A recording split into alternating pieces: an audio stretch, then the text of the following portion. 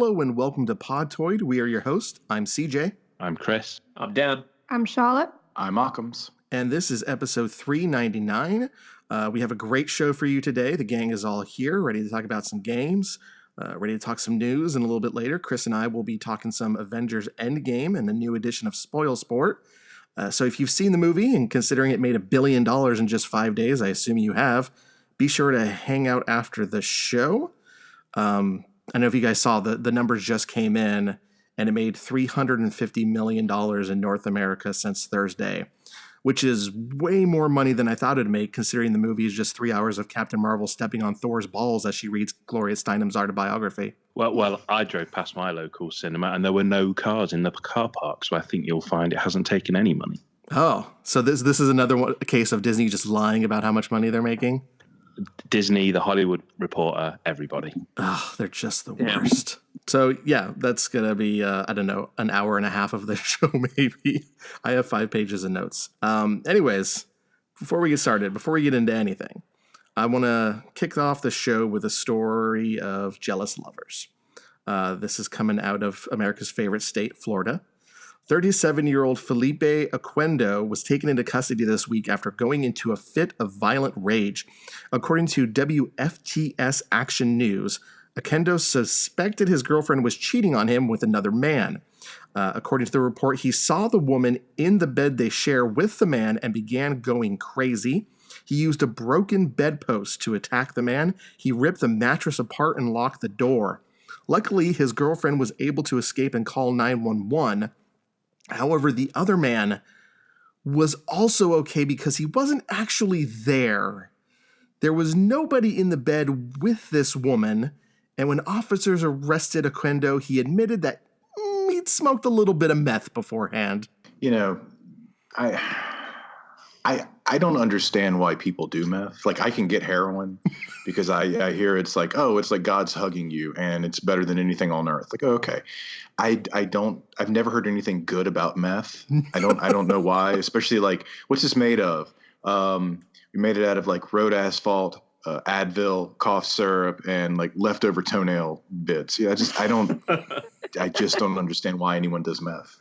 And like, what good has ever come out of meth? Like, you never hear any good stories of people taking meth, but it's not like, when the Beatles did LSD and gave us Sgt. Pepper, or when someone did a bunch of cocaine and wrote a great screenplay. There's nothing has come out of meth that's amazing that. The obvious answer is these news stories and the television show Breaking Bad. That's about it. I read an article in The Guardian this week. I think it's called Peter Doherty, like the ex-lead singer of the Libertines, and apparently everybody thinks he's a genius because he's smoking crack constantly. And their music is really boring. I am on the side of thinking that drugs make art worse and not better, but maybe I'm the crazy one. I don't know. I would argue that drugs can make art better. I would also argue that drugs can make people who are bad at art think they made something good and dumb people dumber. But also I would add in that Third Eye Blind had that crystal meth song that no one knew about forever until there was like, oh yeah, he's talking about crystal meth in this really happy song. So that was something we can be proud of. I mean, Jim Morrison would like walk around the desert on LSD for hours on end. God, somehow he managed. So I'm so glad he died alone in a bathtub. I'm just so happy about that. If being on drugs makes you think your bad music is good, I wonder what types of pills Taylor Swift was taking when she recorded her new song, because that shit sucks. I assume no one else is a Taylor Swift fan, so I'm just going to assume no one else has listened to it. I haven't. No, I don't. I think I've heard every now and then. I hear that she won like a country music award. I get really confused. I'm like, wait, what? Huh? That's about it. Yeah. I was just stoked that Japanese Breakfast is working on a new album. I like her stuff a lot. I have no idea who that is. I know. No one really does. Also, Dave Mustaine did like a checklist of drugs. Somehow he's still alive and is still decent at guitar. So, I mean, that's a plus, I guess. How is Keith Richards not dead? Now that I've said that, he is probably going to pass away at some point after this podcast. Shit, yeah, fuck. It'll be all your fault. I imagine Keith Richards is like that episode of The Simpsons where they show Mr. Burns how many diseases he have shoved into the door.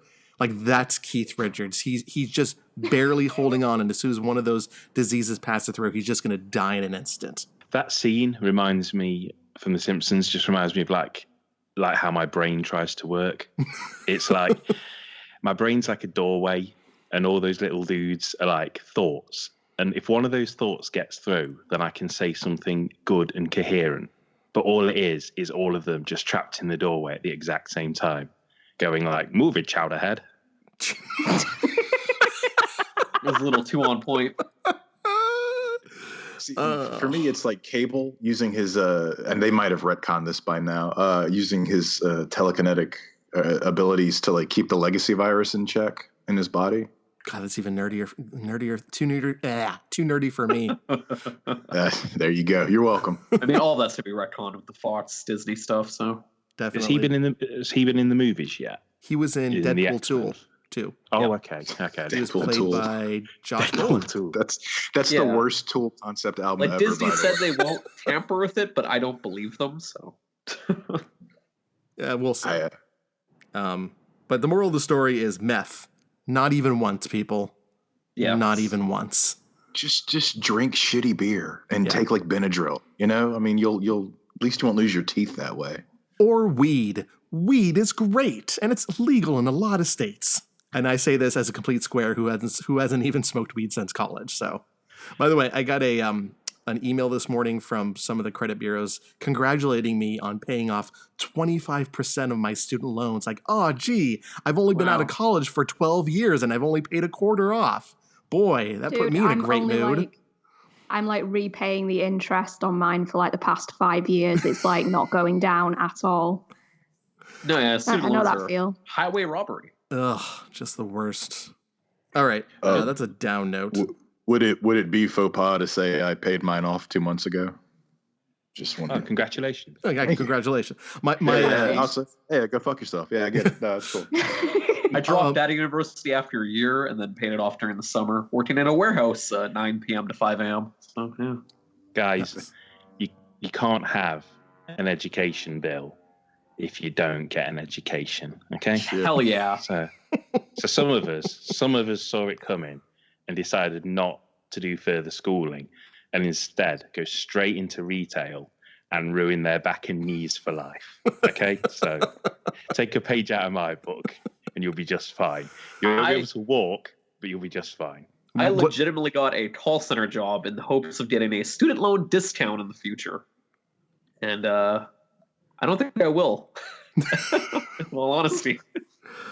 All right, let's go ahead and get talking about games. And Dan, we're going to start with you because apparently you're still playing RDR2. Yes, I have been continuing my adventures as Arthur Morgan. I'm in chapter 3 now, which is not even halfway. And I'd say I'm like 50 hours in because I've been doing challenges and hunting and exploring. Oh boy, there's a lot of stuff to do. But I'm not really going to talk about that, actually. I'm going to skip ahead Okay. to Fortnite Endgame. That's right, the game of my generation, of my youth. Everyone's got to tune out right now. This is where the list, or they're gonna skip ahead in the time codes. But I've been playing Fortnite Endgame a whole bunch for an episode of Impulse coming up, and it's an interesting little mode. It's not a battle royale. It's broken up between two teams.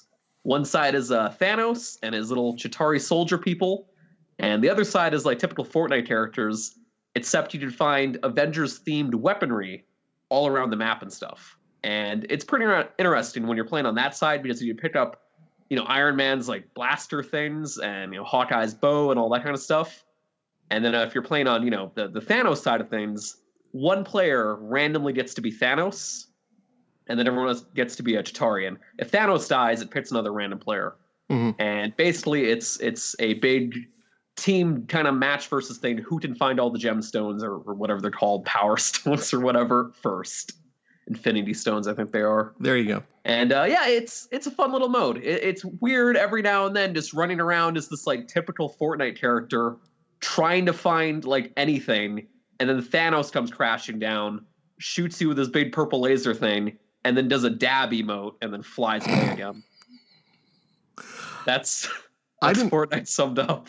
I didn't realize that this was its own mode. I thought they were just throwing some of the Avengers weapons into the Battle Royale. No, don't you hear they're doing like 100-hour crunch to keep this thing constantly Yeah. updated. And would it shock me if this was a part of that?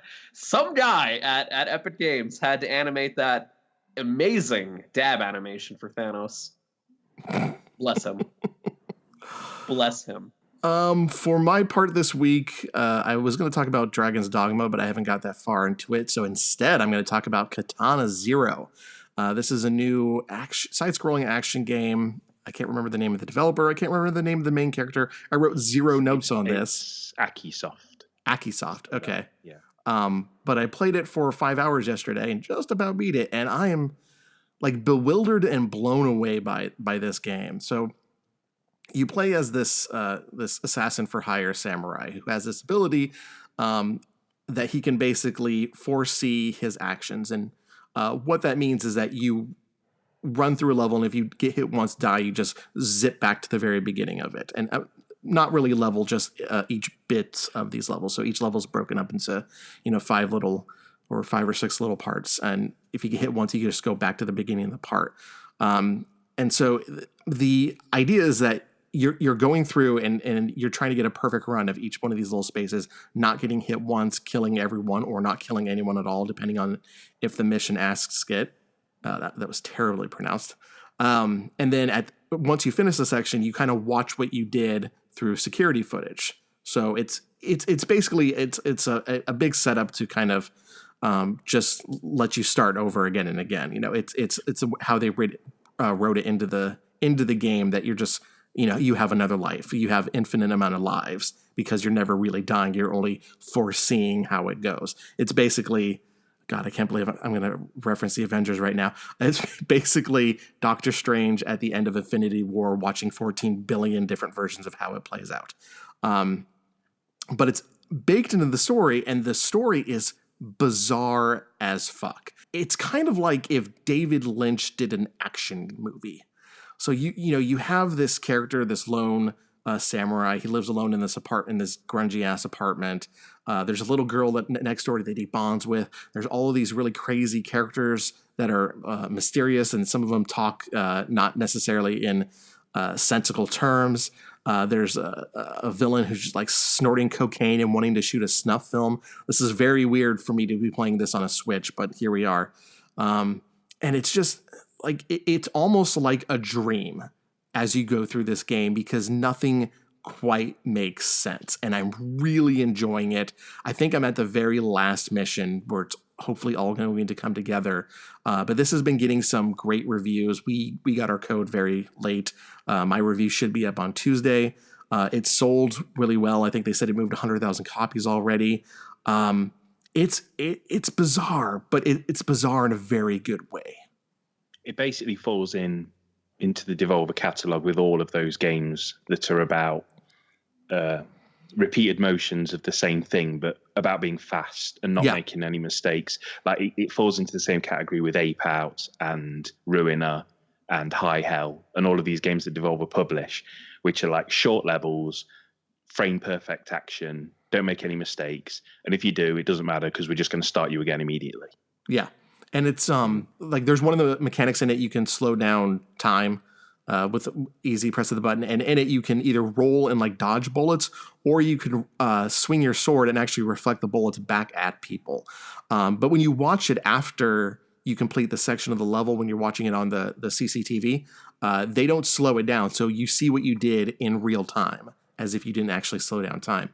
Which it's a great effect, and I love how fluid the action is, because you just have your very simple sword swing, but you can also pick up some weapons on the stage that you can throw once, like a bottle or a butcher knife, and the way it allows me to chain together these attacks is really quite eloquent, and I really enjoy it. I have it. I just haven't got around to starting it up yet, but it definitely looks like something that is for me. So I'm looking forward to jumping on it when I get the chance. Occams, let's go ahead and go to you. You're still on that Path of Exile grind? Well, sort of. I can talk about how the skill system is very complex. No, but it is. I rented Mortal Kombat 11 from Redbox. That's it, Redbox, when you're too impatient for GameFly. And I've been playing the story mode. and it's so stupid and fun. And I think the only complaint, I set it on very easy because I don't care, and I'm just the combat system for Mortal Kombat is impossible for me to understand. But I've been having a good time, just sort of the stupid action movie version of just gore and everything.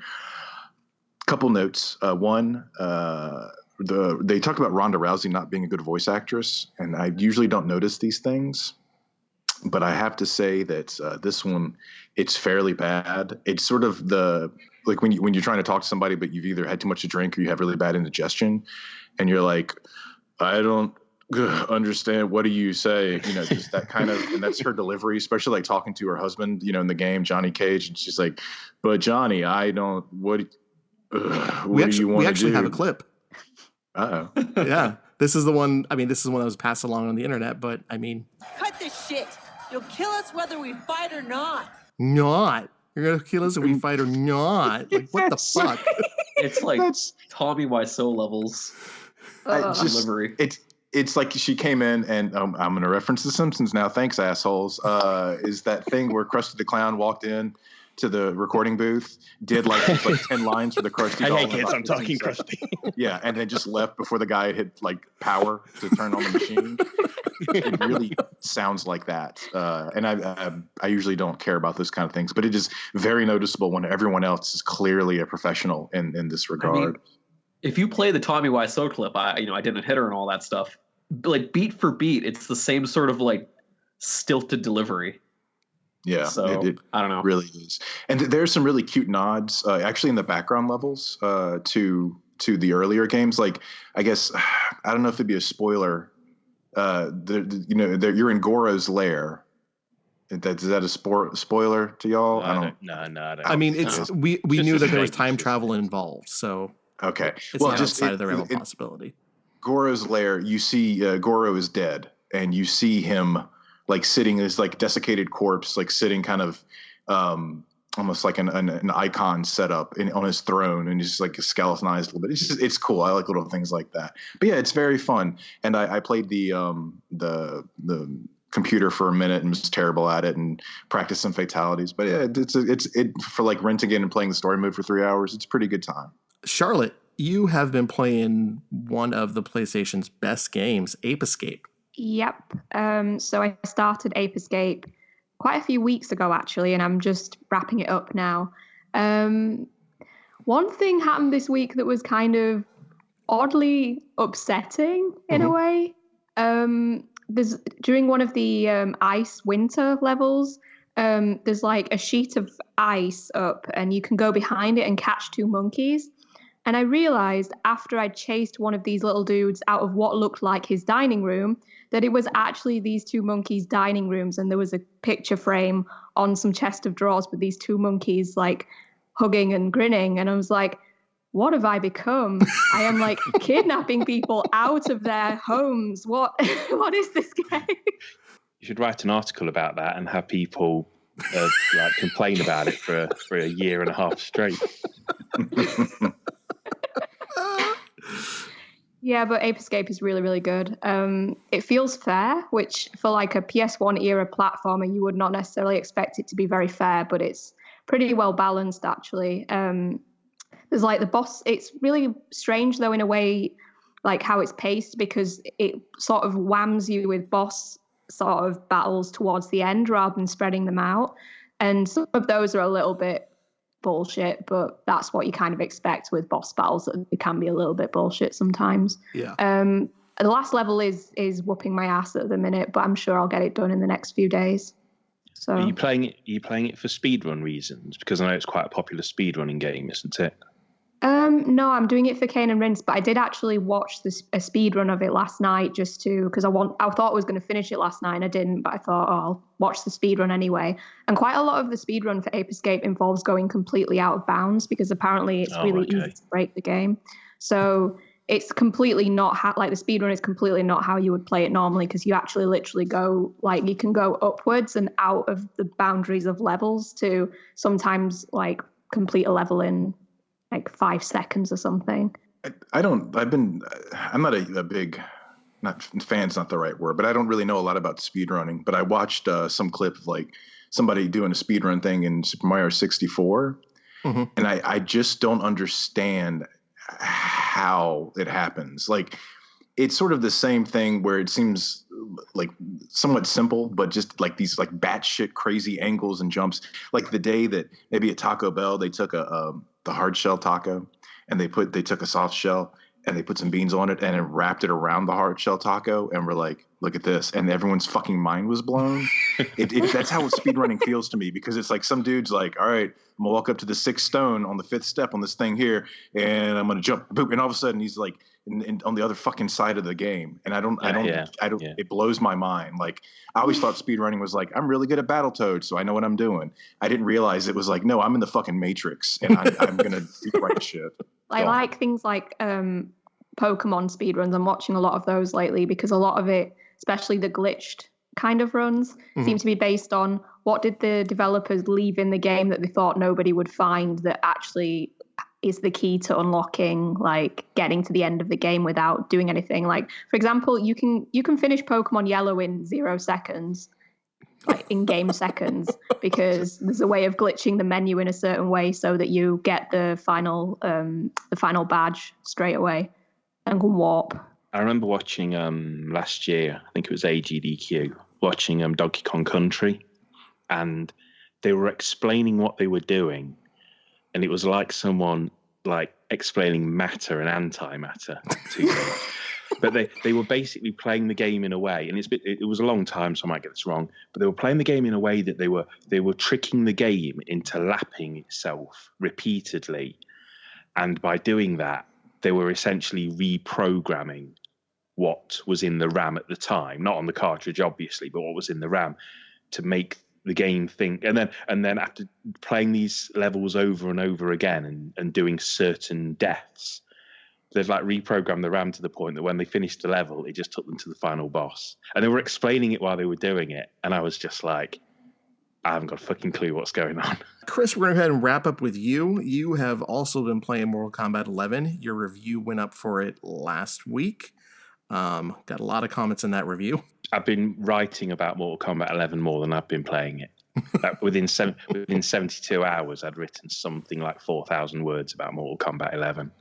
But just repeating myself, it's a game of two halves. There's a fantastic, really smart, really clever, and fighting game in there, which has been overhauled like never before. Like Occams, you were saying about how you thought it was complex. Like this Mortal Kombat's the most complex one they've ever done. They've put loads of things in there involving movement and forward rolls and flawless block and crushing blows and flying kicks juggle, but flying punches don't. And all of this is all new stuff. And they've really put some depth in there and tried to make like a really competitive game to go up against, you know, even some of the more competitive fighting games that are out there.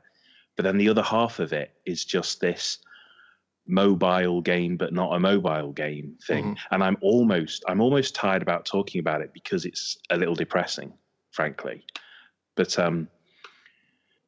like, if you want to just play the story mode, or if you just want to pick a character you like and fight with your friends, or go through the arcade modes or whatever, then you're all good. But once it comes to trying to unlock things and going through those towers of time and going through the crypt, it's this bafflingly like shameless and obvious grind that absolutely nobody is having any fun going through. And it's not a case of it's too hard and people can't do it. It's actually unfair because you have to grind for the things you need to beat the unfair fights. And then the unfair fights give you one of like 4 different kinds of currency. I think it's 3 kinds of currency, but there are other things as well, like easy fatalities and skip fights. And then you take those into the crypt to unlock goodies and items and skins. But all the chests are really expensive, and every single person's game has its own layout of chests. So you can't even say to your friends, where did you find that skin? And they tell you it's in this chest, because it won't be in that chest for you. So if you imagine playing a load of fights to earn the ability to be armored all the time in order to beat a fight that's impossible unless you're armored, in order to earn some currency, which when you've banked enough, you can spend on a chest, which you then don't know what's in the chest. That's the loop for the single player, like Mortal Kombat experience. Like a series of hurdles followed by a guess. That is, like you said, it's like a mobile game, free-to-play formula inserted into this $60 game that should not be there. Because that doesn't make me want to buy it. And I love Mortal Kombat. Did the Lord of the Rings game, the last one, have the same thing with those different kinds of currencies and chests and stuff? I feel like essentially it wasn't quite the same, but it had the same. I believe it had the same thing going on where it was very recognizable to what mobile games do. And they eventually, was it after about 10 months, they ditched it entirely, didn't they? They took the whole thing out of the game. I think when they did the Game of the Year edition of it, they removed it completely. Because it wasn't the main game. It was, I believe it was the post-story content became the absolute grind and the drowning in microtransactions and currencies. Yeah, and also, I beat that game, and the post-story content is the actual ending of the game. It is like clear, like chapter 1 would be the main game, and then everything else was the actual story. But the reason it's depressing is because I love Mortal Kombat. I'm not going to go on about my history with it. I wrote about it. Yeah. But this is a really good game. Like I'm struggling with it a bit because none of my favorite characters are in it. And although I can adapt to other characters, I like playing as my favorite characters. I don't want to kind of settle. Do you know what I mean? For someone else, but we'll see down the line or whatever. But it's bizarre that there's this amazing fighting game there, and then it has this stuff attached to it, which is just like you could argue that the crypt was always random. Your unlocks were always random, but you could at least use a guide, or even if you were guessing with low amounts of money that you were making really easily. You weren't working for hours for that money that's then to open a chest and be like, it's a skin for a character I don't play and a brutality for another character that I don't play. That to me is the worst part of loot boxes. Because like with Overwatch, I keep getting skins for Doomfist, and I don't fucking play as Doomfist. I don't care. And also, kind of like Overwatch's sprays, there's lots of filler in there that nobody gives a fuck about. Like, nobody wants a lot of the stuff that's in there. And that's not just I don't. I mean, no, like, there's more modifiers to use in these towers. But to give you an example, right, really briefly, because I've talked about this to death, and it seems like I'm shitting on the game when I like the game. That's the fucking problem. But you'll go through a series of fights, and almost like a mobile game, the fights will be piss easy, and then you'll be hit with one that you just can't beat. So it'll be like you've got to fight one guy, but every 5 seconds, another person jumps into the match with them and beats you up. And every 10 seconds, a homing missile that freezes you will be launched into the battle arena, and you can't block it. Ugh. And the logic is you need to grind different fights to get say, like an anti-freeze modifier, and then you can use that anti-freeze modifier and take the fight on again. But if you lose the fight again, you still lose the modifier, so you'd have to go and get another one. And if you win the fight, then maybe you can continue the tower. And at the end of the tower is like, for example, a skin, 500,000 coins, and 5 hearts. And hearts are like one of these forms of currency. So if you think about the fight to get the modifiers, and then you fight towards the fight to use the modifiers, and then you might win the fight, then you have some currency. And then once you've done that enough times to save up, like, you get like a heart for a fatality. You perform a fatality, you get a heart. You perform a brutality, you get 2 hearts. The average heart chest is about 250 hearts to open. That sounds incredible. Oh my God. I'll say 2 things real quick. It's been a minute since I've seen a game go from like everyone was so excited about it to everyone is really pissed off at it in about 24 hours with Mortal Kombat 11 and the thing. And also Ed Boon's response to the thing where it was like $6,000 to unlock everything. No grown man should use that many emojis in a response ever. That's just not something I'm going to take seriously. That tweet was like formatted like a shit post. Mm-hmm. Yeah. And a couple of things I'm going to add on here, because I am a supporter of the series and the franchise. I fucking love it. I've played it my entire life. And there are people on this podcast who weren't born, and I was already playing Mortal Kombat, and that's like legit. Damn. But they're looking into this, and these patches are coming, but it feels like an ongoing thing. Like, I'm sure it'll be patched and they're going to reduce the difficulty of these towers and increase the rewards, but it doesn't feel like, it feels like we're on the verge of like a constant back and forth between fans and studio, and that they're doing this patch this week, and I hope that that's it, but it feels like it's just not going to be enough, and there'll be more complaints, and then something else will happen in a month, and there'll be some pushback. It just feels like it's the beginning of a fight. It doesn't feel like something that's just going to go away within a couple of weeks, if you know what I mean. Right. It's like they keep studios, especially Warner Brothers, because Warner Brothers is bad with all of the different microtransactions and currencies and all the other shit that they add on top of what are otherwise decent games. But they keep drawing a line, and we keep pushing back, and so they erase that line and they kind of move it. And then when the next game comes out, they redraw it a little bit further than that, and now we have to push back again. But you're right; it's a consistent fight. I kind of agree that it's going to be that way going forward. Yeah. But to kind of finalize, or at least on my part, to finalize, like, I don't know. It's like I'm sticking up for it, but it's like I said at the end of my review. As long as you're in the ring and fists are being thrown, and it's like you versus the computer in the arcade, you versus the computer in the story, or you versus a friend on the settee with you or online, everything's fucking dandy. Like, everything's great. It's all fucking good. The win poses are great. The intros are great. The graphics, although I still have a problem with the animation because everyone in Mortal Kombat walks like they've shit themselves. They do. Like, the character models are way better. They've really overhauled the mechanics. But if you want to have your character looking cool, or if you want to kind of unlock win poses are locked. Win poses. Like, each character's got like 4 different kind of little cinematics that play when they win the fight, and you have to like find them. Like, and what annoys me is, like, I'm not a big fighting game. Like Marvel vs. Capcom, the old school 2D arcade fighters were my jam, still are.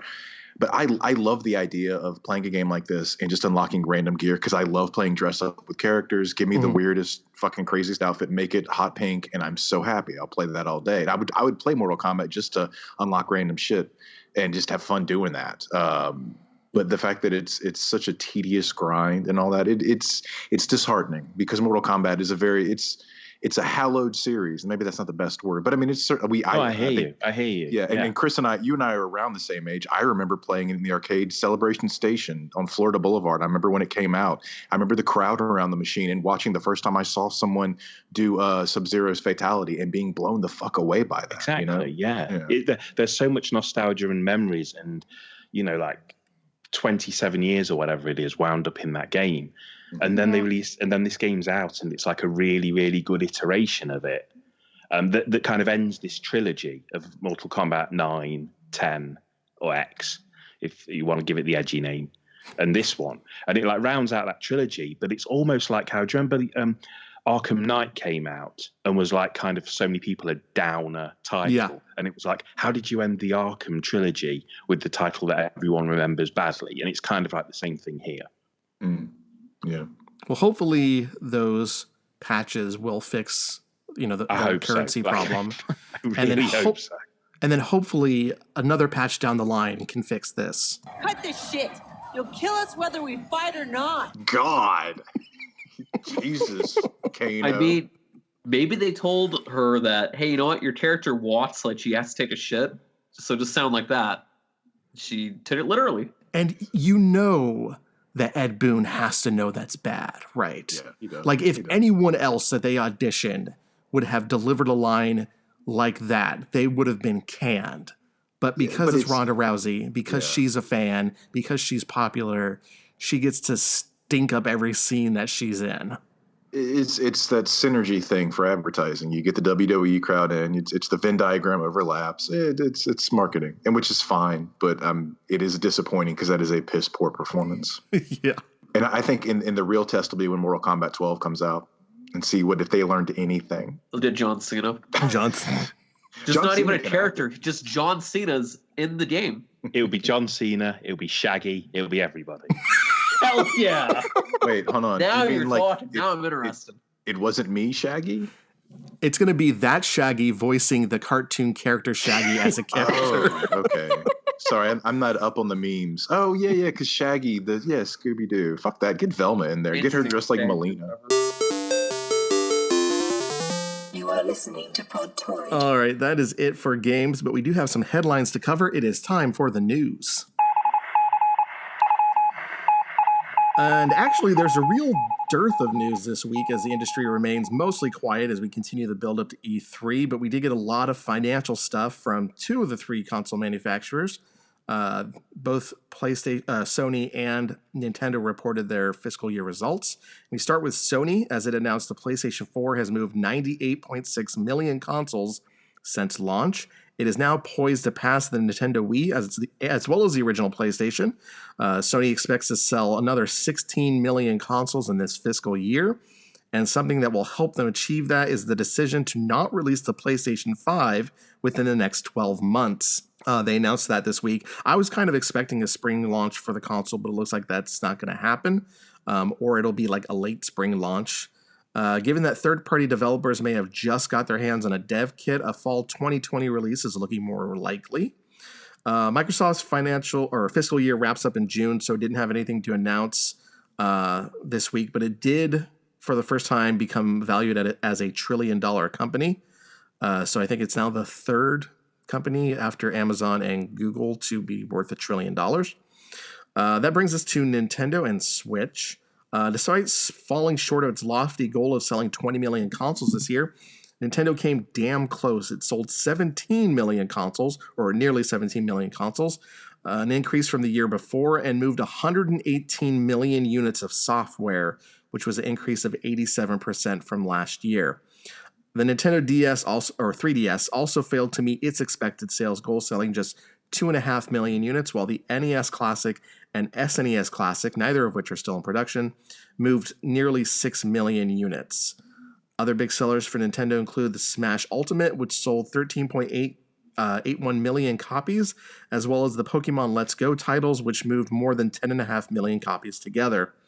For this fiscal year, Nintendo is predicting it'll sell 18 million Switch consoles, which would push it past the SNES in terms of overall sales. I think that should be manageable with Pokemon Sword and Shield, Animal Crossing, Mario Maker 2, and Link's Awakening. It might actually eclipse 18 million.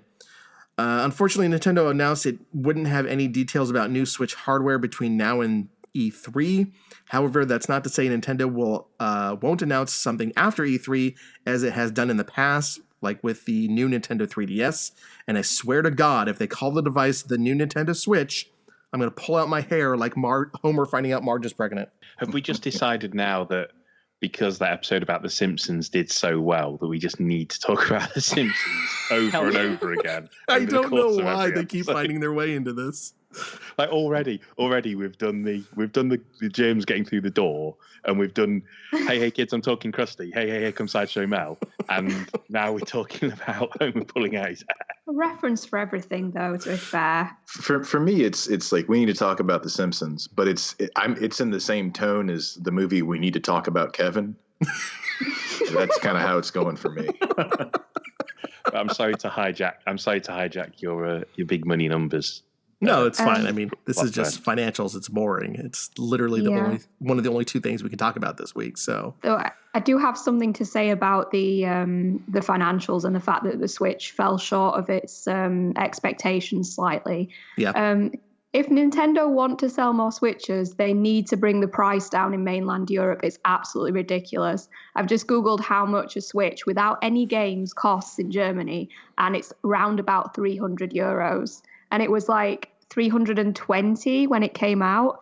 And I remember from when I bought my PlayStation Slim, which was only, I think, about 6 months after the Slim came out, and it was 250. So it's like there's no reason for it not to drop down to around about 250, I would say. It's like it's not budged at all since release, and I wouldn't be surprised if that's harmed sales in mainland Europe, that it's still so expensive. And I seem to recall that's a trend with Nintendo, that in mainland Europe, probably not the UK, but in mainland Europe, they just don't bring the prices down fast enough. And I think more people would buy it if it wasn't just so bloody expensive. No, you're right. That's the price of just hardware and games just never drops. And even when we worked in stores and we sold pre-owned Nintendo games, they still held their price.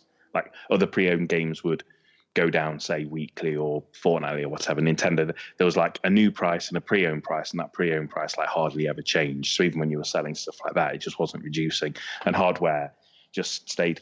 I'm going around in a circle. I'm repeating myself. I would be surprised if the Switch didn't drop in price by at least $50 within this year, because for it to keep itself full price for 3 full years, I mean, that seems even out of character for Nintendo, because usually this is about when. This is the thing. It's not as if I'm being salty, because the reason I'm so salty about it is that in mainland Europe, the PlayStation line seems to drop down in price, and you can get Xbox Ones for peanuts now. Mm-hmm. It's only the Switch where they're like just not dropping the price at all. And I also have a bit more sympathy because of the fact that it's this dual console where it's like a home and a portable console. But still, it's like when you can buy like an Xbox One or a PS4 for a lot less than you can buy a Switch for, I'm like, come on, seriously. I think they're probably going to keep the price at least until they announce their plans, I guess, for maybe the portable version or whatever the next iteration of the Switch is. I did see maybe the portable version being, like, if it's a strictly portable version of the Switch, probably being a lot cheaper, hopefully. But, yeah, I don't know. I think we'll just have to wait and see until that point, which would probably be this fall, since they are already announced at E3 they're not going to be unveiling any new hardware or iteration of the Switch. So, I mean, if there's any time to announce a smaller, cheaper Switch, it's when you start selling Animal Crossing and Pokemon. Like that is the time to announce that. Yeah, if they don't do that, then they know better than I do. I'm not a games finance type person, but I would say it's going to be a misstep if they don't bring out some sort of cheaper version when the big hitters of the future come out. Yeah, and those are going to be very big hitters. If my Twitter feed is to be believed, people are ready to start murdering Nintendo employees to get their hands on Animal Crossing. So, the only other bit of news to come out of this week is all about Persona. First up is Persona 5 The Royal. As of right now, this is a PS4 exclusive and will feature the new character Kasumi, new songs, a new area of the game, and support for 4K. So this is basically just the golden version of Persona 5. That's pretty much. Yeah. Did I read correctly that they're adding a third semester to it? I did not see that, but that might be true. If I did not misread, then that is just like, why? Like, Persona 5 core is so much time to sink into one game, and it feels like it is a little bit longer than Persona 4 was. Yeah, that's true. That sounds like an extra like 30 hours of game, and I'm like, oh. Like, more game is not necessarily better, and it's like, I have a life. I've got other games to play. Why? But, yeah, the only thing I want less than a 100-hour RPG is a 130-hour RPG. Mm-hmm. Yeah. Yeah, and it's not necessarily going to add to the quality. I'm kind of a bit like, is Atlas thinking that the longer a game is, the better it is? Because that's not a good tactic, you guys. No. I was holding out on a Switch version before I decided, I'm going to replay Persona 5, so I don't think I'm going to grab that, to be honest. And talking about that, oh boy, our Switch fans may be a little salty. Yeah, because after that announcement, Atlas revealed what Persona 5S was, and I'm sure a lot of people expected that to be a Switch port of Persona 5. That's what I thought it was going to be, but rather it is Persona 5 Scramble: The Phantom Strikers, which is a Musu or Warriors game being developed by Omega Force, best known for their work on the dozens of Warrior games that release every month. The trailer didn't show too much, just Joker taking down some jabronis in a typical Musu fashion. We don't have a release date for it, but we do know the game is coming to PlayStation 4 and Nintendo Switch, unlike Persona 5 The Royal, which, as I said, is PS4 exclusive. I don't know how the game is going to relate to the PS5 story, like if it's a retelling or a continuation. But honestly, I'm more excited for this than I am the Royal, just for all of the everything that you talked about, Charlotte. I've only ever played Hyrule Warriors, and I really like that, so I'm probably gonna like this. If they just like cram a whole, if like with they do with those Warriors games, if they just cram like a whole catalog of characters into, well, what am I saying? It's an Atlas Persona game. It's going to have like endless DLC, isn't it? But yes, it will. I can see that game basically having all the Persona 3 and 4 guys down the line as well. Like I can see them really expanding that roster out and piecemeal, obviously, but I'm ready to kind of like jump into a fighting arena with the Persona characters. I'd probably rather just have like a straight up fight, like a Persona fight, which would be cool. But I've not really played the Warriors games. But if you were like, oh, it's got all these guys in it, and you go to all the famous Persona locations, yeah, I'd be up for that, definitely. Like a 15 different iterations of high school cafeterias. Yeah, all those high school cafeterias and lots of bedrooms, and yeah. I'm waiting for the DLC pack that says introducing Persona 2's The Fuhrer, and then just watching that shit show happen.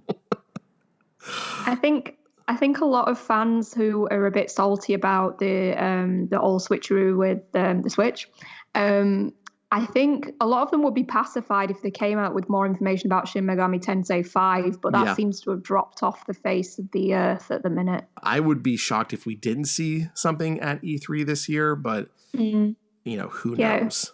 It was announced like winter, autumn 2017, so quite a bit of time has gone by since they let slip that they were doing one for the Switch, so it would be a nice time to sort of cheer the fans up by giving us more information about it. Yeah, the last thing we need is a Fire Emblem X Shin Megami Tensei crossover like they announced for the Wii U that they announced and then we got it 5 years later when no one cared anymore. Wasn't there also like a Tekken versus Street Fighter and Street Fighter versus Tekken thing, and then one of them came out and the other one just kind of vanished? Yeah, Street Fighter versus Tekken came out. And Namco was supposed to be working on a Tekken Street Fighter, and every now and again, it hasn't happened for a while, but every now and again, like Harada pops up and says, still working on it. Yeah. I think it's been a long time since he last said that. So, but that's like Dr. Pepper versus Mr. Pibb, guest starring RC Cola. Just come on. But yeah, Persona's like one of the oddball series where like a spin-off has basically become the main thing, which is just weird. Like I can't think of any other game series where the spin-off has taken more of the limelight than the actual main series. I think is it because go on. Like Shin Megami games are just so inaccessible. Like I went and played Soul Hackers last summer, and I stopped after 2 hours because it was just like, oh my god, this is impossible. So yeah, I'd recommend the one that me and CJ played that I forgot the name of. It's really iconic, and I own it on a shelf somewhere. What did we review last Strange year? Journey. Redux. There we go. Strange Journey. Yeah. Strange Journey Redux, I think, is a perfect entry point for anyone looking to get into like some more traditional SMT, because it has an easy mode, and it's a lot more approachable in my opinion than earlier SMT games. Yeah, but you really have to be into first person dungeon crawling. Yeah, I think definitely. The third one, the one that came out on PS2, and I think you can get it as a classic on PS3 as well. I think Nocturne. I think that's a pretty good entry point as well. Like the reason I stopped playing that is because I got lost somewhere, not because the combat was too difficult or anything. But Nocturne's a pretty good entry point, but there is some post-game content in that thing that will. Oh boy, is it hard! Is Nocturne the one featuring Dante from Devil May Cry? Yep. Yep. Okay. And I'll just say that someone who doesn't really play these games very much, I will say that they have some of the best art books out there for any art fans. Very expensive, very hard to find the early ones. There's a set of 3 for like the original 3 games. They're kind of like an alphabetical kind of series that if you can get them, well worth your time. You are listening to Podtoid. That is it for the news, which means it is time for the Podtoid question of the week. And I'm really sorry, guys. Can you repeat the part of the stuff where you said all about things? I'm sorry, that is not the Podtoid question of the week, but it was another Simpsons reference. It wasn't even a question, it was a statement. No, it starts with "Can you?" So that was the question. Fair enough. Yeah, exactly. So, last week we got the first details on the PlayStation 5. We know that's coming. We know there's a new Xbox in development right now. And so I just wanted to find out from you guys, with the next generation launching sometime next year, is there an old kind of forgotten franchise that either of these two companies could bring back that would make you buy their console day one? Altered Beast. Decided it comes back. They're like, hey, baby, Dreamcast 2 with Altered Beast. Did you play Did you play the PS2 one? No. There was. I didn't play it myself, but was it like a hack and slash game? I can't. But there was like an Altered Beast reboot, wasn't there, on the PS2? I remember it. I think it was a 3D action game. Yeah, I think that might have been a Golden Axe thing. I can't remember. There was an Altered Beast. There was an okay. Remember that Splatterhouse remake that just sucked ass? Yeah. Yeah. Like the Golden Axe remake that just sucked ass? Yeah. Altered Beast. Not even like a new game. Just Dreamcast 2 with like this weird version of Altered Beast just built into the console. There you go. Okay. For me, when I was thinking about this, I was originally going to go with Ape Escape because seeing it on what Charlotte talked about, I would really love for them to bring that back, and don't know why they haven't. But instead, I'm thinking that if something's going to get me to buy the next Xbox, it's definitely going to be Viva Pinata. I love Viva Pinata. That's such a good answer. It's my favorite game that I played on the Xbox 360. It's so bright, it's so colorful, it can be so dark. Yeah. And if they were to bring that back, if they were to give me Viva Pinata 3, I mean, that would get me to buy an Xbox DOS or whatever the fuck they're going to call it day one. I've always been miffed that series in particular was just kind of shelved. I don't get it. I always like thinking of Viva Pinata as like Quinceañera Puppet Nightmare.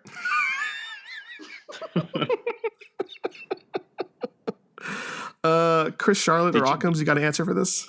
Sorry, I was just going to say, did you guys have the same TV commercial for Viva Pinata, where like the smooth talking Pinata bribes the kids not to smash him with like really ridiculous gifts and then just like runs away from them?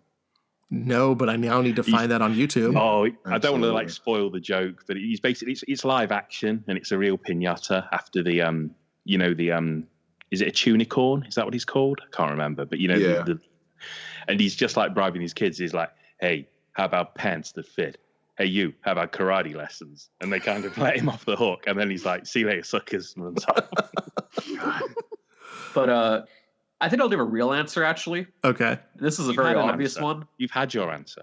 Gran Turismo 7. If they were like, hey, Gran Turismo 7 is finally happening, I'd be like, all right, I guess I got a PlayStation 5 on launch day. Yeah, that's not going to happen. Yeah, people talk about Gran Turismo in those racing games, but where's Destruction Derby? I missed that game. That's not my answer, by the way. It's just an anecdote. So my actual answer, the greatest RPG ever made in the history of mankind, the Shadow Heart series. Oh, yeah. I have that downloaded to my Vita, I think. Like it's the first one. Just that, like, Lovecraft, fucking urban horror thing, just weird shit. God damn, that was such a good series. Loved it. Yeah, I want a new Jet Set Radio game. Oh. Here. Another way better answer. Nobody wants Altered Beast, Dan. God. Yeah. Vagrant Story. Yeah. Another good classic. And that's not even for me. That's just because I have a feeling a friend of mine's going to be listening into the show because of the Marvel bit. So he's going to be really stoked to hear me say Vagrant Story. So that's what I'm going with. Like in a sexual way? Like just the words Vagrant Story? It's like his favorite RPG of all time, basically. So it's not a sex thing? No. Well, maybe. It always reminds me of, it reminds me of an anecdote, funnily enough, when someone came into the shop, when we went to the shop and was like, I've got Vagrant Story 2. And like my friend was like, no, you haven't. He's like, yeah, I have. Prototype copy. And my friend was like, bring it in tomorrow. I give you £5,000. He was like, I'll be there. And then obviously he never showed up. What? I guarantee what he was thinking of was Vandal Hearts. Probably. Yeah. Okay. All right, we are just about out of time, but before we go, Occams, we have a community shout out. Yeah, it's a twofer, actually. All right, first shout out to user Neo Turbo, who has started his career, or I don't know career, but his job at least, as a traveling carny. He's been posting some updates in the Q posts, quick post about that, and we wish him well. I hope he shares lots of photos and just stories, and try not to get arrested or get hooked on meth. Yeah, stay away from I don't know meth. a lot about carnies, but that's from what I've known. A lot of prison tattoos, a lot of prison tats. And the other community shout out actually goes to you, CJ. Folks don't realize how much work he's put into making this happen, and continues to do so while trying to also exist in the waking world and do many other things. So big shout out to you, CJ. And to not make it awkward, we'll move on to something else. All right, that is it for this episode of Podtoid. Thank you, Occams, for that. On behalf of Chris, Charlotte, Dan, Occams, and myself, thank you for listening. And be sure to stay tuned for Spoilsport, because we're just about to start that up. Oh, I should have said Twisted Metal.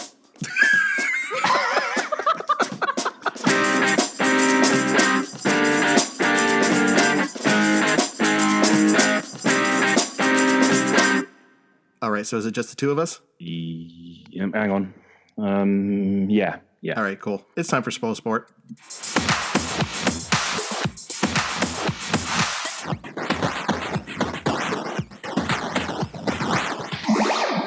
Welcome to Spoilsport, the Podtoid show within a show where we talk about the latest and greatest in films.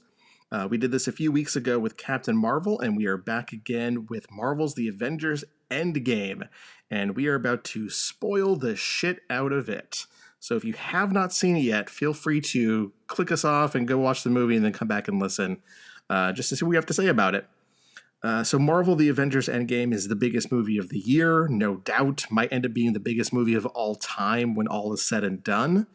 It opened in North America on Thursday and in some countries on Wednesday, and its first 5 days has already grossed more than $1 billion and is already the highest grossing movie of the year. It's a very big deal. It's the culmination of 21 movies, just the end result of this superhero-dominated zeitgeist. And before we get into nitty-gritty of the film, Chris, I want to ask you, going into this week, before you saw the film, was Endgame your most anticipated movie ever? Quite possibly. Funnily enough, I was more excited for it before this week, because this week so much blew up at the same time. I had other stuff to do. I had to go to London for something, and I had to review Mortal Kombat, which is obviously a massive deal. That in the week or 2 weeks leading up to its release, I'd kind of mellowed out on it a little bit because I was just thinking about so much other stuff. But I'm kind of grateful for that, because I think I might have spontaneously combusted if I'd only had that movie to think about. Yeah, absolutely. So let's go What ahead. About you? It's probably in my top 3. I think the number 1 for me is still, and it might forever be, going to see Harry Potter and the Deathly Hallows Part 2. That was just a watershed moment for my life. And, I actually sat outside of the theater for 11 hours in line waiting for the movie to open because, there are no assigned seats at the theaters that I was going to back then. So it would definitely be that one, and then probably Endgame, and then maybe X-Men 2. Because I remember at the time I was so fucking excited for X2, X-Men United, that I skipped school to go see it on opening day. So they might get you for that. You're going to get a phone call tomorrow from your old headmaster or something. Yeah, I'm going to have to give back my diploma. Go back to school for that one day.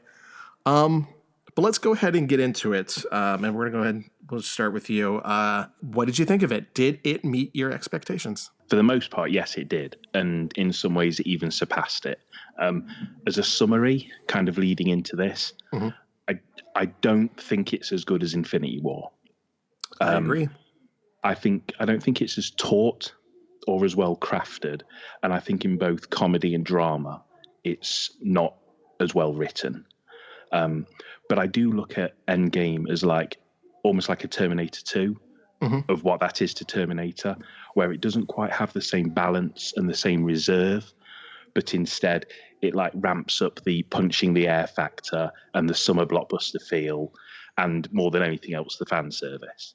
Yeah. So I think Infinity War is a better film. I think Endgame is a perfectly fine climax to this series, this saga, even. Yeah, I mean, I think when you analyze, and I know this is probably going to annoy some people, when you analyze Avengers Endgame adequately, you kind of have to look at the film as 3 different films. The first is as the movie itself. Every film should be able to stand on its own, whether it's a sequel or not.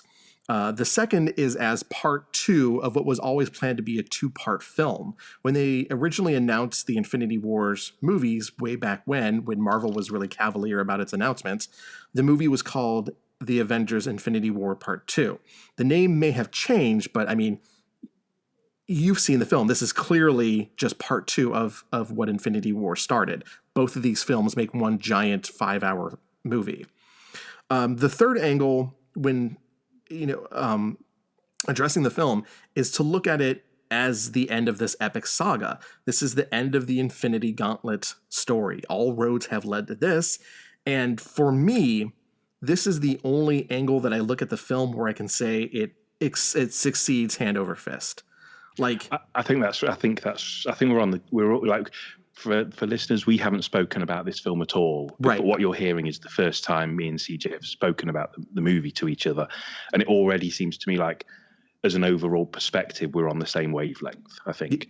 Yeah. I mean, Endgame really is a summation of everything Marvel has put together in the past decade plus. It's brisk, it's humorous, it has some good characterization, it gives some of the heroes a time to shine, and it has a near complete lack of stakes. Just all the hallmarks of what Marvel has done up until this point.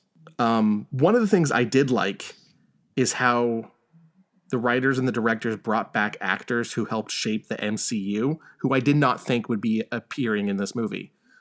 And I think I'm jumping ahead here. We should probably get to kind of the main point of the film, or not the main point, kind of the main plot of the film, and that is time travel. It's really funny. I have a very, very good friend. I don't have many friends, but I do have a very good one. And we've been, like everybody, we've been sat and talking over in the lead up to this film, like what it's going to be like and what they're going to do and how they're going to do it. And it has to be the most fan theory movie ever released. I'm sure of it. But we were always just like,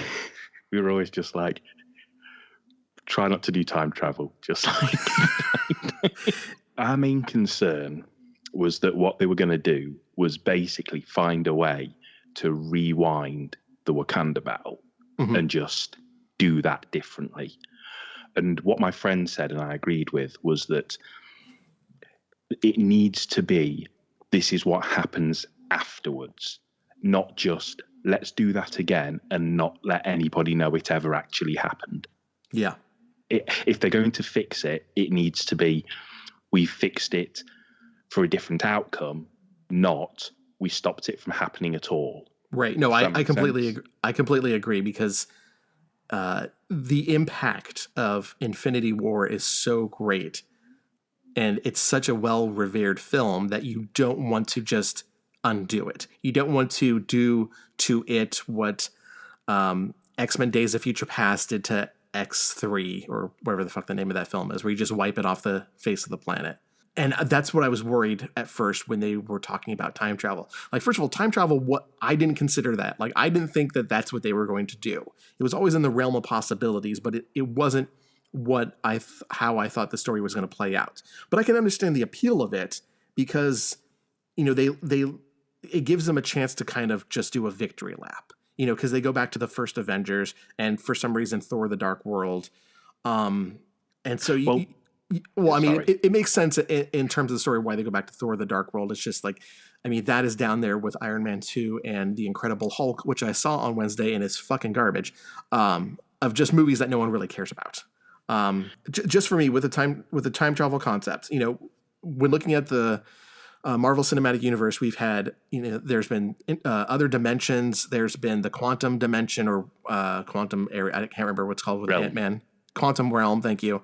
There's been space travel. There's been wherever the fuck Asgard is in comparison to Earth, and all of that I've been on board with. And I think if you're really going to get into this film and love it as a film itself and not just as the end of a saga, you have to get down with time travel right away. And just for me, it could not pull me in 100%.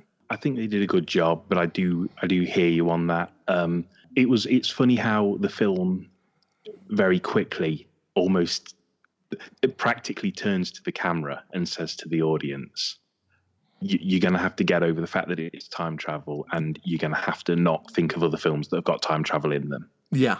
Because it literally like kind of tells the audience, we're going with time travel, and it's not going to be the same rules as in. And then they literally like list a whole bunch of movies, don't they? Like Back to the Future, and one of my favorites, Time After Time, which is one of my favorite time travel movies. And they literally list those films, and it's almost like a heads up to the audience that it's like, this is what we're doing. If you want to sit there and try and pick holes in like the paradoxes, you're going to have a bad time. So get on board or get out. And the film kind of does that. Yeah. Like openly states that, I think. I mean, and it does lead to a lot of fun moments, you know, not necessarily Thor, the Dark World, where they go back to, but definitely when they go back to the original Avengers in New York City. You know, they have the Captain America doing the Hail Hydra, which I thought was, you know, it was funny, and it was a great shout out to the comic book storyline that nobody liked. Right. Hulk taking the stairs was fucking hilarious. Right. And then you have Loki's escape that obviously sets up his Disney Plus TV series. And then you have what I was getting into earlier, of that it gives them the opportunity to bring back all of these actors. So it brought back Natalie Portman, who I never thought would appear in another MCU film. It brought back Redford. They brought back, you know, at the very end. Tilda Swinton. They brought back the little kid from Iron Man 3 at the very end of the film. I honestly Which is funny because I think loads of people had to Google that. Yeah. Thankfully, I did not. I didn't necessarily recognize him, but I knew that like he's just by himself. I'm thinking, where could he? Oh no, he's clearly that little kid from Iron Man 3. That I basically guessed. I was like, it's probably him. Yeah. And I honestly thought they were going to find a way to like put Terrence Howard in there. Like in Family Guy, when they go back to the pilot and it's the Lacey Chabert Meg voice, like they were just going to go back to the first Iron Man and he was going to be Rhodey, but they did not. Well, I think what they do with that concept, as you've just been explaining, is they use it as a way to essentially do like a best of. Yeah. I don't want to call it a clip show because that's like that's kind of a lame accusation. People will probably level at it, but they're clearly doing a let's remember the journey we've been on to get here. And once you realize that that's what's happening, because that's about at the 1 hour mark, isn't it? Yes. Once you realize that this is what's happening, as long as you're on board with it, it just becomes this very entertaining nostalgia trip with just some really interesting tweaks thrown in there. I love one of my favorite scenes in the entire Marvel canon is the elevator fight in The Winter Soldier. Mm-hmm. So the fact they have him get in the elevator and like Rumlow's in there and all the guards are in there and you're like, it's like the elevator fight, but then he just kind of walks out, no problem with the scepter. Yeah. Or you take that amazing intro from Guardians of the Galaxy and you completely fuck its context by showing that when you actually show what's happening in that cave, he just looks like a dickhead. Yeah, absolutely.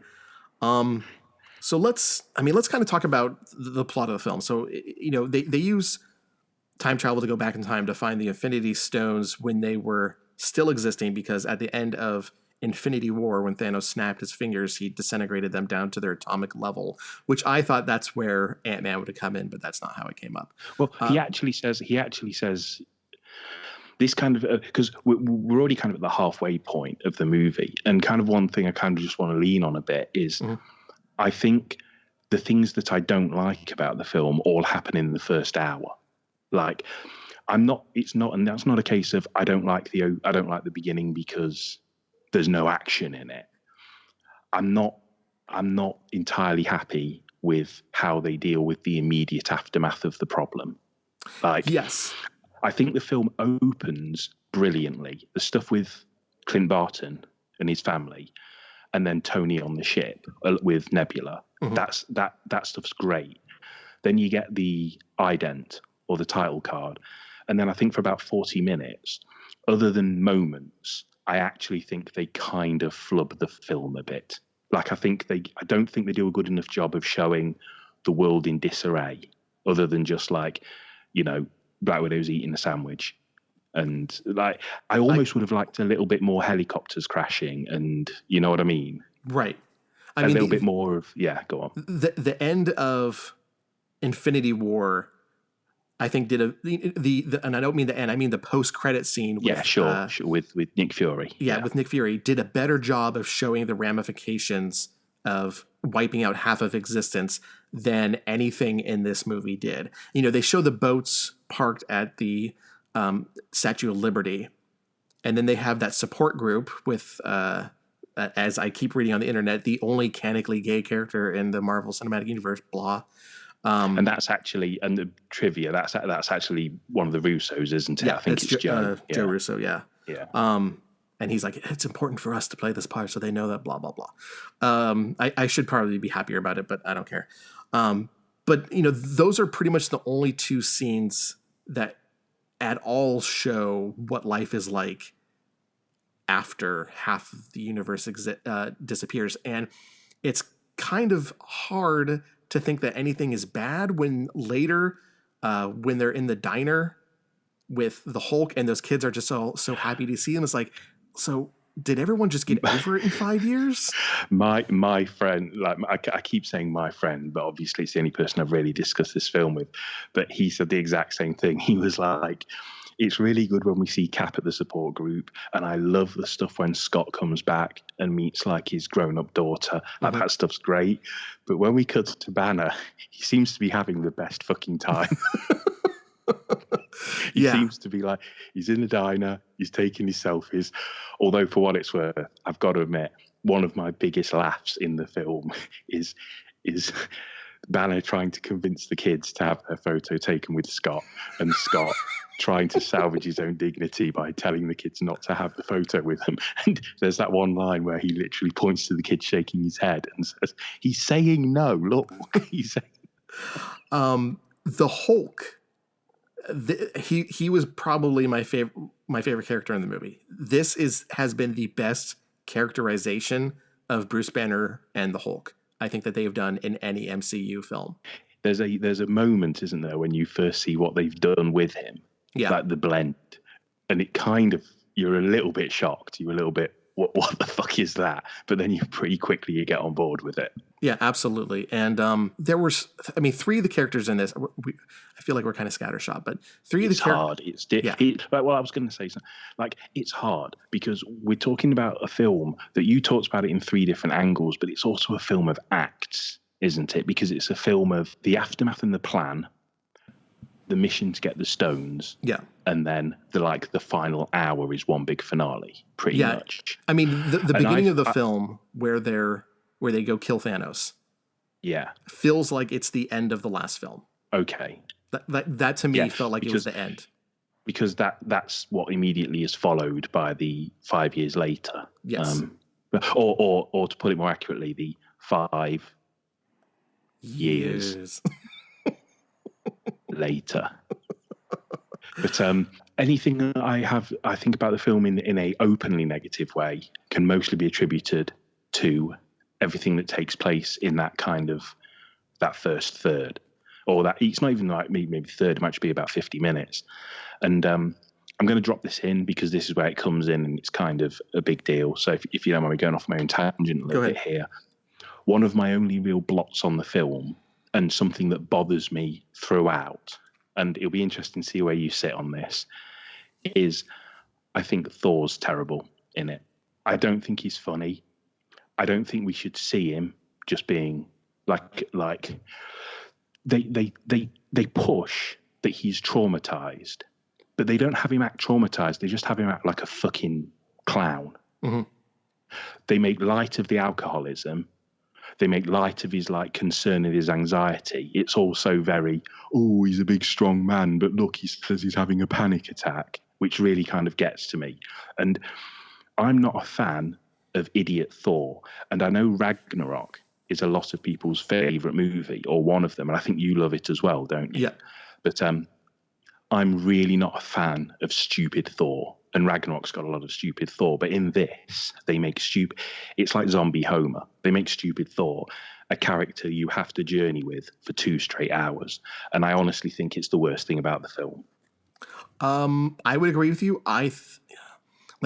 Three characters I think in this movie went through transitions from their last appearances: Hulk, Thor, and Hawkeye. And I didn't like what they did with Hawkeye either. It kind of, I don't know. It didn't work for me because I mainly don't care about his character.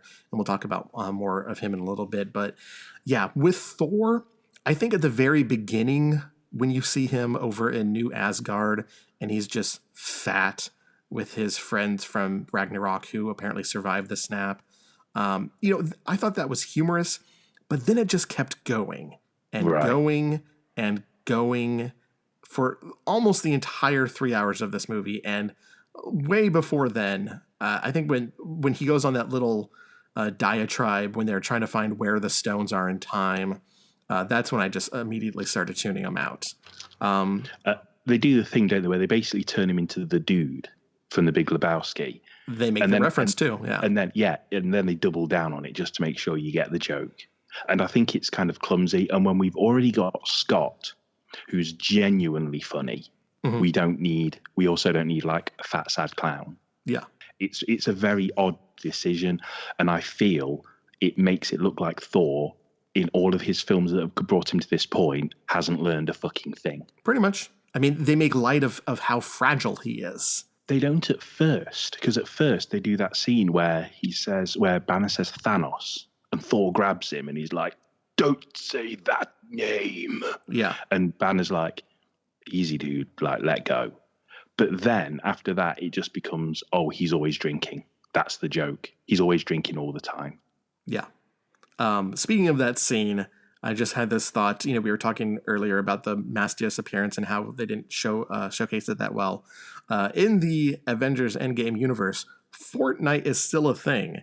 And given what Polygon reported about crunch at Epic Games, I can only imagine how the worse the working conditions got for employees once half of their coworkers vanished. The only thing that kills me about that comment of Fortnite still being a thing is that I was saving it for my last line of this show. Ah, shit. I may just cut that out.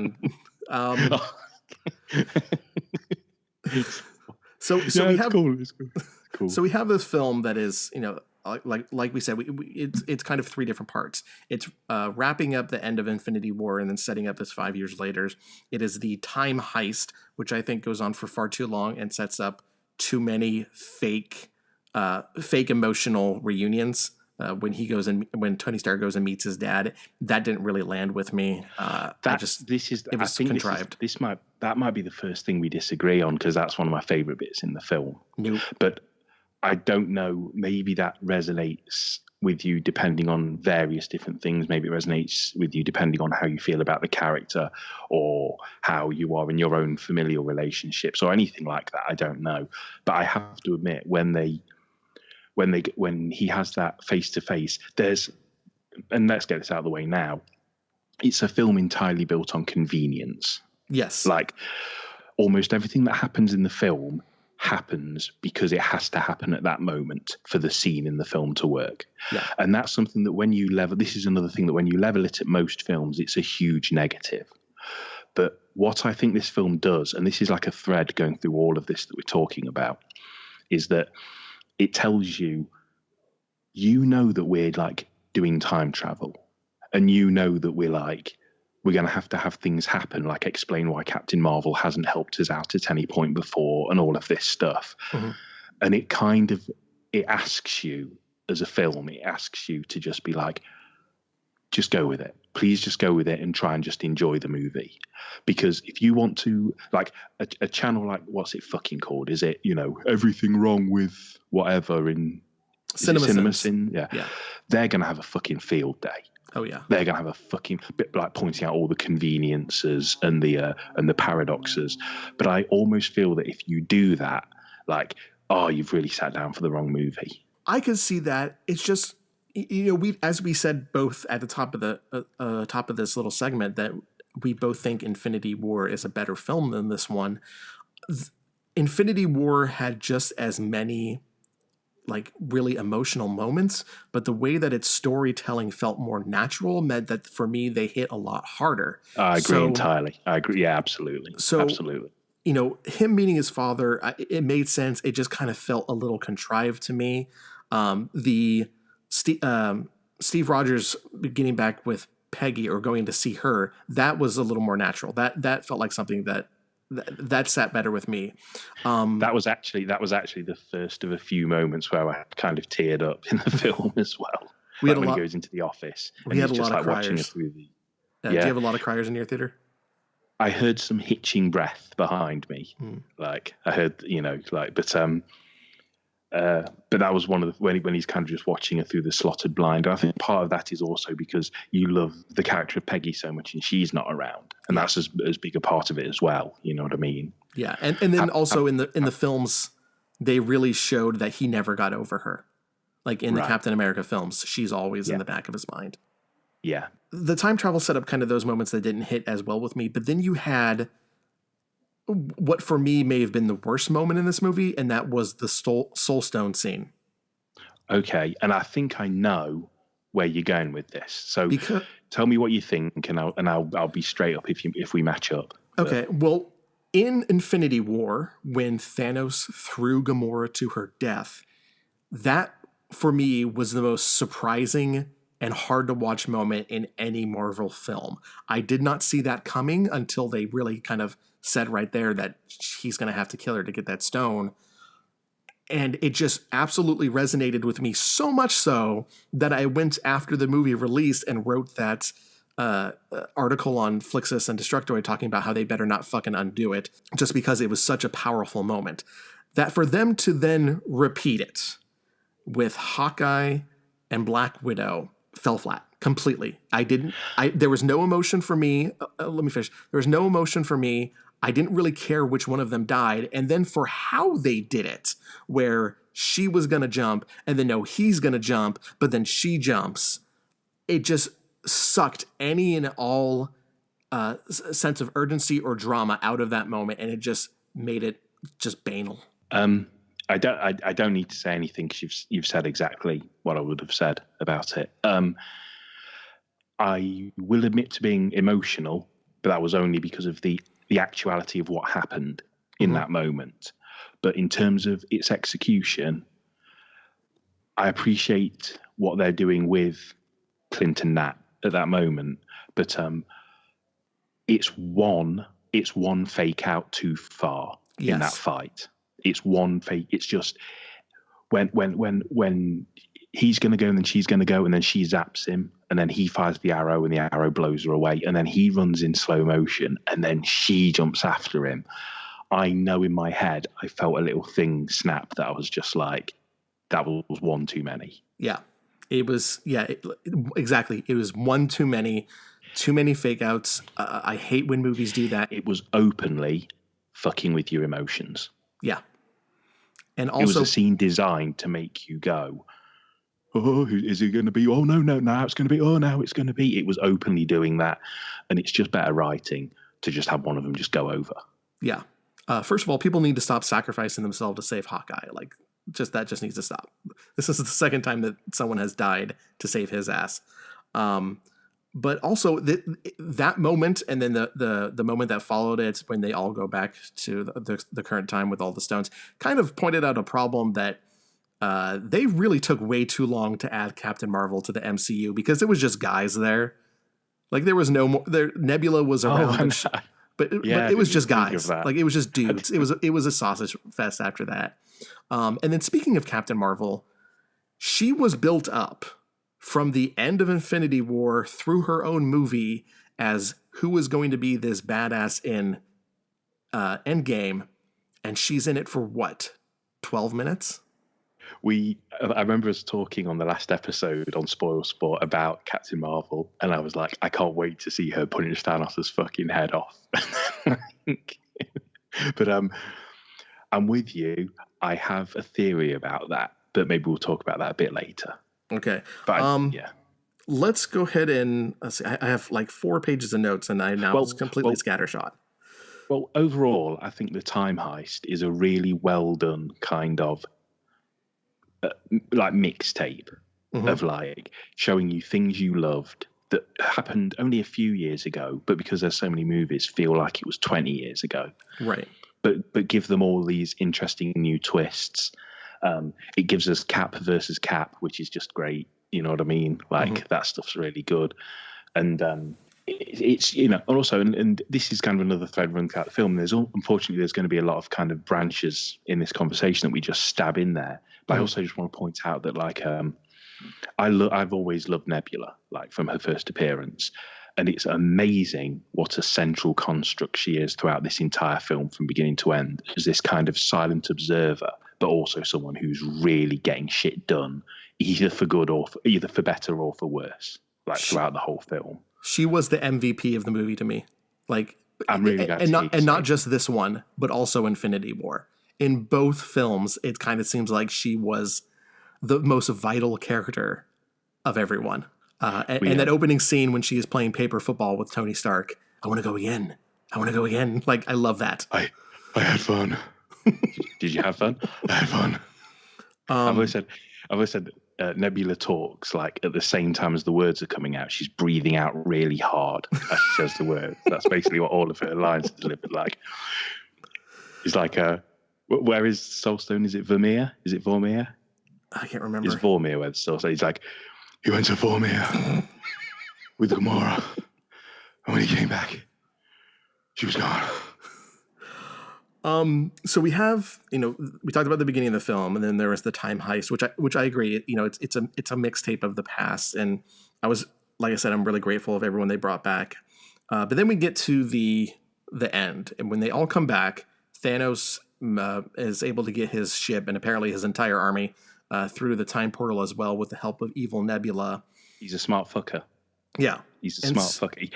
There's that moment where he says like, "Oh," he like figures out. He's like, "Oh, they're not just trying to stop me. I've already won, and they're trying to pre-stop me." He's a smart fucker. Yeah, he had a great storyline as well, especially coming to the realization that success is not what he thought it would be, so he needs to do something different.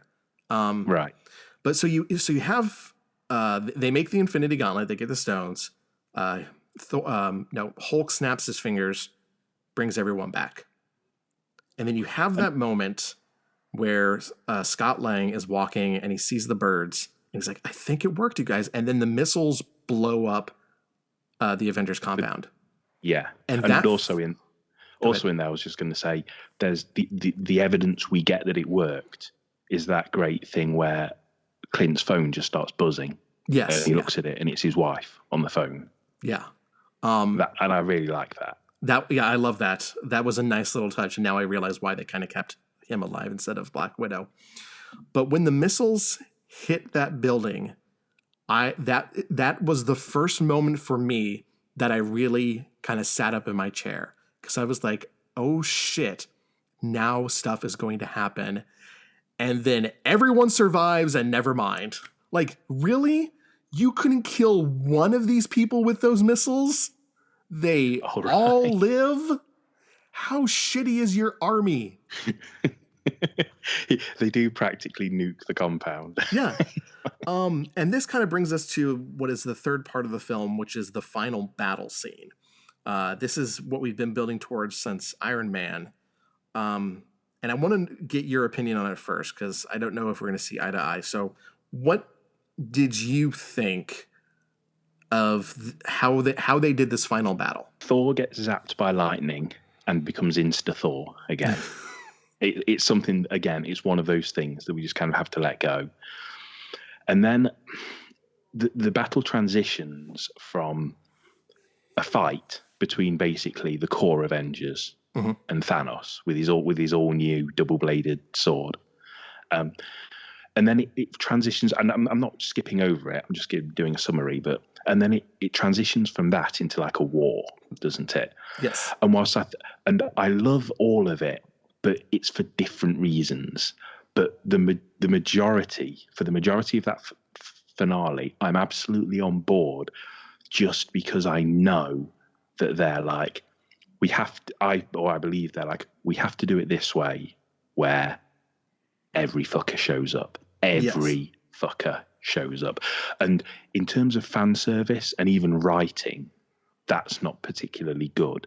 No. But I don't want it any other way.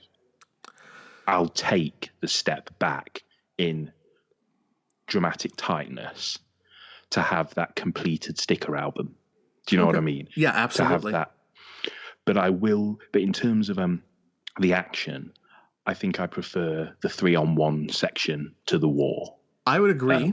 And, for me, this battle, I think the fight and the war that came after it overall kind of failed to reach the bar laid in Infinity War. And there's a few reasons for that. When you look at the best battle scenes in recent film history, the end of the Return of the King, Deathly Hallows Part 2, the War of the Bastards on Game of Thrones, which, as I learned earlier, you have never seen, Saving Private Ryan, all of those scenes featured really amazing choreography of the battle and cinematography. And it's part of what made them so fucking special.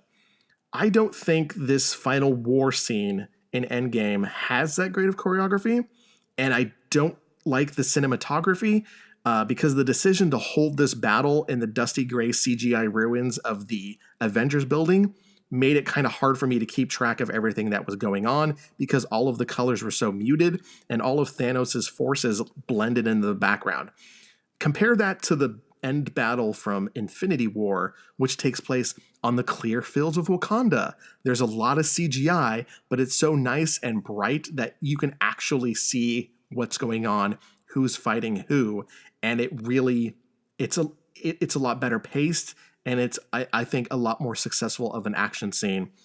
For me, this final war at Endgame, I don't know, it kind of tipped closer to the battle with Steppenwolf at the end of Justice League than it did to any of the battles from Infinity War or even the Avengers. I think I can't really argue. I can't argue with anything you've said, and that's not even me just saying like, "Oh, you're entitled to your opinion." Like, yeah. I can see your point on all of that, and I also think you're right. I've said before to people that like I don't think at all that the final fight in Endgame matches up to the war of Wakanda, let's call it, or the battle on Titan. Like, I don't think the 3-on-1 is better than the battle on Titan, and I don't think the war is better than the battle of the war for Wakanda. What I kind of do with that scene is I just kind of sink myself into this idea of this is the scene that kind of has to happen to end this saga. Yeah, we have to have everyone show up, and like thousands and thousands of monsters get killed, and just the main principals kind of fighting the lead. Yeah, and you've even got you've got Benedict Wong. I've forgotten his character's name. His character's name is Wong. Oh, okay. You've got Wong there, and you've got Shuri, and all these people who aren't even frontline fighters. Do you know what I mean? Yeah. But they're there, and I'll rewind a little bit back to the earlier part of the fight, and even that kind of that the punch up between the three heroes and Thanos doesn't match up to like when they're fighting Thanos to get the glove off him in Infinity War. It doesn't even match up to that. No. Do you know what I mean in terms of how it's shot and in terms of smartness? But the problem with being down on, for me, with being down on like the cinematography or the way that whole scene looks at the end is I almost don't know how you do that scene and put everyone in it and not kind of just make it look like a video game. I don't know how you do it. I'm not a filmmaker, but I almost feel like they gave it their best shot, and I think their best shot was good enough, if you know what I mean. Mm-hmm. I'm not sure how you can put that fight in there with all those characters and not have it feel a little thin in terms of it just being carnage. Do you know what I mean? Mm-hmm. I do like them playing past the parcel with the gauntlet, though. Yes. They get the gauntlet. Everyone gets to go at running like 10 yards with it. Basically. And that's pretty much the only way that they fit all of those characters in because, like you said, you have everyone. You have Wong. You have my favorite girl, Shuri. She's in there. But they're all in there for only about 10 seconds. That's how long they get their little time in the spotlight, because the battle is so focused on two things: the Gauntlet and Thanos. And for me, this is kind of where the time travel aspect didn't really pay off, because Thanos didn't come back alone. Besides having younger Nebula and still alive Gamora, he had the children of Thanos with him, aka the Black Order, hashtag Black Marvel. Hand, yeah. Black, yeah. The Black, oh, that's right, Hand. Black Hand. Yeah. Hashtag Marvel Ultimate Alliance 3, who then proceeded to do nothing in this battle. Like, I only remember seeing one of them, and that was the guy in Infinity War who was sucked out into space. All I remember seeing him was disintegrate. But apparently they were all there. Yeah, there's one shot of like the troops lining up, and like Proxima Midnight and Corvus Glaive and the other one who I can't remember. They're there, but they're literally there in like a kind of a couple of inches tall on the screen at the front of the troops. Yeah. As opposed to kind of getting a close up or whatever. And in Infinity War, when you had each of them have their own little battles, I think they should. They were all motherfuckers. They were all, yeah. They should have done that again. I mean, if they're going to reuse the Soul Stone scene from Infinity War, why not add a little bit more to this battle so that you give characters a better time to shine? Because you have characters who use magic, you have characters who use technology, and you have characters who have superpowers. Why not just have them kind of break out and have, even if it's just a minute of fighting, these characters start beating down on these children of Thanos? If you kept the actual Thanos battle to just Iron Man, Captain America, Thor, Captain Marvel, and Scarlet Witch, I think that would have worked better and then you had these other people break out into the smaller battles with his main troops. I love the shot of Giant Man stomping on creatures and knocking them out of the sky. I love when Valkyrie... One of the first things he does is he just punches that thing out of the air in slow motion, doesn't he? That enormous ship. He just, I love when Valkyrie takes down a ship on her Pegasus. Captain Marvel comes through and crashes through a ship because that's all she knows how to do, apparently. But there were so many people in there that, I mean, did you know M'Baku was in that final battle? Because I don't, for the life of me, remember seeing him. No, I can't picture it. I'm sure a few days removed and everything, but yeah. I mean, they kept I don't know how to pronounce her name. Okoye. Yeah. I mean, they kept her alive and then did nothing with her. Like, she was in the beginning and then she's there at the end, and that's basically it. So for me, I really would have liked to see more of Thanos's what he did with time travel, bringing his younger, fresher army with him to this final battle. I think for me that would have paid off better. But then to your point where you say, how do you film the scene without making it look like a video game? You don't film it in the dusty ruins of a building that is destroyed, because it just makes everything hard to see. Like, that is, if anything, if they could change that, if they can make the colors of the characters pop a little more against the background, I would like this final battle a whole lot more than I did after I watched it. No, I hear you. It is supposed to be Armageddon, but yes. I do hear you. Yeah. Like, one of my favorite moments in the film, though, is Cap grabbing hold of Mjolnir. Is it Mjolnir? It's Mjolnir, right? Yes. The hammer, yeah. Like, it's going through the air, and in my head, I'm like, I know who this is going to. And when he grabs it and the camera pulls out, like, there was a reaction in the cinema. Not like whooping and hollering, but there was like an audible gasp in the cinema that I was in when he got that. And Thor's just like, yeah, I knew it. And like, that moment for me, I nearly fucking wet my pants. Like, because he's the fucking man and he deserves that moment. Cap does. But then like, his shield starts getting smashed and I start getting really worried for him. but that moment when he gets hold of it, and then he's doing his little combo where he's throwing the shield and like batting it back with Mjolnir. Or is it the other way around? No, he's throwing Mjolnir, and as it comes back to him, he's batting it back with the shield, isn't he? Or one way or the other.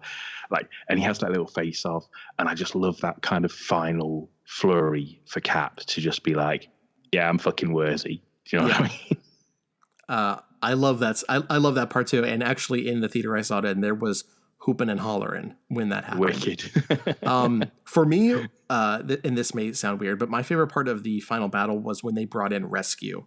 I don't know if she goes by that name in it, but that's just Pepper Potts in the Iron Man suit.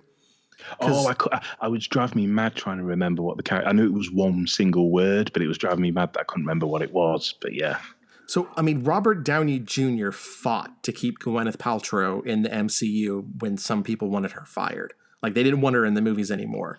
And I thought they expanded her role in Iron Man 3 in a very smart way by adding her to the big fight at the end. It was almost, like an act of defiance to anyone, be they Marvel fan or Marvel Studio employee, who hated her. And, the MCU really hasn't done girlfriend characters all that well. So for them to add her to this last battle where she's totally capable of kicking ass, and then you have that scene where all of the heroines of the MCU kind of sit there and pose for 3 seconds. Right. I like that. I thought that was good. I wish they all had a little more time to shine because that was over in a flash. There's something I do like about that, and that's a great moment. Do you know what I mean? It's a fantastic moment, but there's always something. I know I'm a fucking mark for Carol, but like, there's always something funny where they're just like, Peter's like, "Oh, can you get it there on your own?" And they're just like, "Don't worry, she's got backup." And there's a little voice in the back of my head that's like, "Carol don't need no fucking backup." But that's not me trashing the scene. I just always think there's a moment in Captain Marvel where she's fighting someone on the train, and they think that she's fighting the old woman on the train, and a few like people, like civilians, hold her back for a few seconds, and I'm just like, no one's holding fucking Captain Marvel back. But that scene with that bit with all the ladies it's fucking great. It's such an air punching moment. Do you know what I mean? And it's like Carol getting to basically run that final kind of 10 yards towards that almost bizarre abstractation of the only time machine left is like the one in the back of the racist van. So you had that scene, and then I love during the battle. I think Rocket had the gauntlet at some point, and then you hear Thanos say, "Get that rabbit." I don't think a lot of people heard that line. I nearly died laughing at it because I love when they don't know what kind of animal he is. It's my favorite running joke in the MCU. Is that possibly his only punchline in both movies? It might be. I think it is, isn't it? I think it is. Yeah. So let's go. The film, ends. Obviously, Tony Stark gets the Infinity Gauntlet that he made, snaps his finger. By the way, is snapping the finger is the only way to activate the stones? Like, is there no other way? There is a thing that they do in both of these movies where they don't. Is it almost like blowing out candles on a birthday cake? Whatever you're thinking of at the time when you snap your fingers. That's just what you do. So he snaps the gauntlet, erases everyone, kills all of the Thanos and everyone else, and then. And do you mind if I just jump in there with? Yeah, go ahead. I really like Thanos' actual death. Yes. Like he sees everyone go, and then, as has been his wont for the entire saga, well, when he's been out, rather than be like, no, he's just kind of like, fucking hell, how did this happen? Yeah. Like, how did I fucking lose?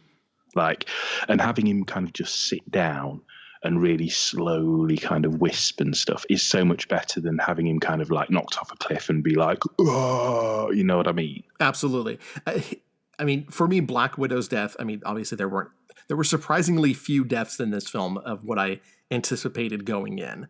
But hers was the only one I didn't like. Thanos' death was done very well for all the reasons that you just said. And then Tony Stark, I thought he had a very touching end with, Peter Parker coming and hugging him, and then Pepper Potts, saying that they're going to be okay. I think Rhodey's there as well, isn't he? I think he's there, but I don't think he gets the one-on-one moment. Okay. But and then you have his funeral with the kid from Iron Man 3, which leads us to Captain America's end, and I love what they did with him. That may be my favorite thing from this entire movie, was finally giving him the life he missed out on. I always thought that leading into Infinity War and leading into Endgame, we were going to lose Cap, Tony, or both. Mm-hmm. And if you'd asked me to put money down, I would have honestly put money down on Cap. Me too. Just because that's kind of happened in the comics and stuff like that. Both characters have basically been the almost like the heart of the saga, and they even turn up in other people's films, don't they? Mm-hmm. And everyone has their favorite characters, and everyone has characters they like more than others, and then that's fair enough. But when it's like the Avengers, in my head, it's fucking Tony and Steve. Like, there's the other characters, and I love them all. I love all of them, but these guys are the beating hearts. They even when they falter, like even when Tony falters, he only falters through his own ambition, almost self-hate, ambition and guilt. Like his ambition and his guilt. Either one of them or both of them were going to go down. Sadly, like, Tony draws the short straw, but both of them still have like perfect endings, even if one of them's negative and one of them's positive. And what happens with Cap is one of the best moments of all, like, 22 movies. Is it 22 including Endgame? Yes. Is it 21 including? Yeah. It's one of the best things that happens in the whole saga.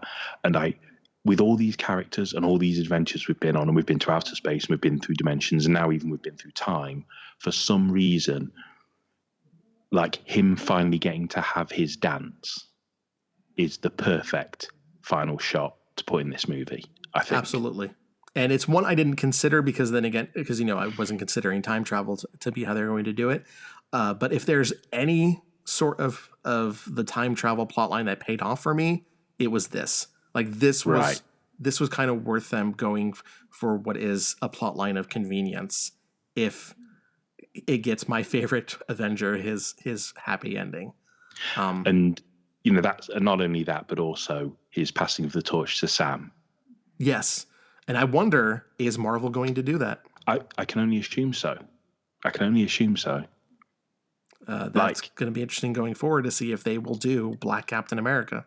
Because that happened in the comics, I believe, didn't it? Yes, it did. Yeah. So I can only assume so. And bring it on. Yeah. Like, I mean, it's a fucking, there's that moment he puts the shield on and he says, "How's it feel?" And he says, like, "Feels like it belongs to someone else." And that's like a really good, almost like, "How the fuck do I feel these shoes?" kind of line. But I'm well up for it. Yeah. I'm well up for it.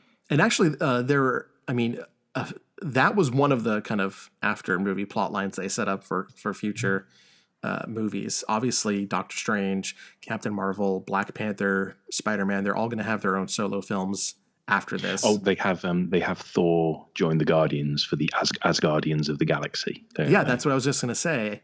I really hope that they actually follow through with that. And although I don't want it to be this fat, dopey Thor, because I don't know if having him and Chris Pratt just kind of be just the two kind of jokers. They have that genuinely funny I'm in charge scene, don't they? What you mean is, I don't want Guardians 3 to be 3 hours of them arguing who's the best. Yeah, is that that's pretty much exactly it. And I think that James Gunn will do a good enough job to avoid doing that. Thank God that he was hired back. Do you think? So, speaking of the Guardians, do you think it's a little weird? Like, I told you to go left is one of my favorite moments in Infinity War. Mm-hmm. Like, that whole moment where he's with Gamora for the final time, and he goes to shoot her, but he can't, obviously, because of Thanos fucks with reality. And then Gamora's kidnapped, and we know she doesn't make it back. And that's one of my favorite things about that film, especially. And then, of course, Quill's rage that causes them to not get the gauntlet off of Thanos. Mm-hmm.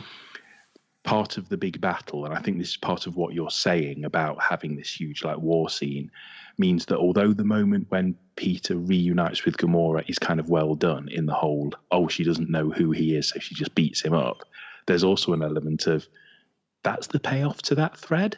Yeah. But you notice at the very end of the movie, she wasn't in the ship with the rest of them. No, but he was checking her out on, like, a profile screen, wasn't he? He was like, yes. So I guess that's going to be a thread of the next movie, I assume. Yeah.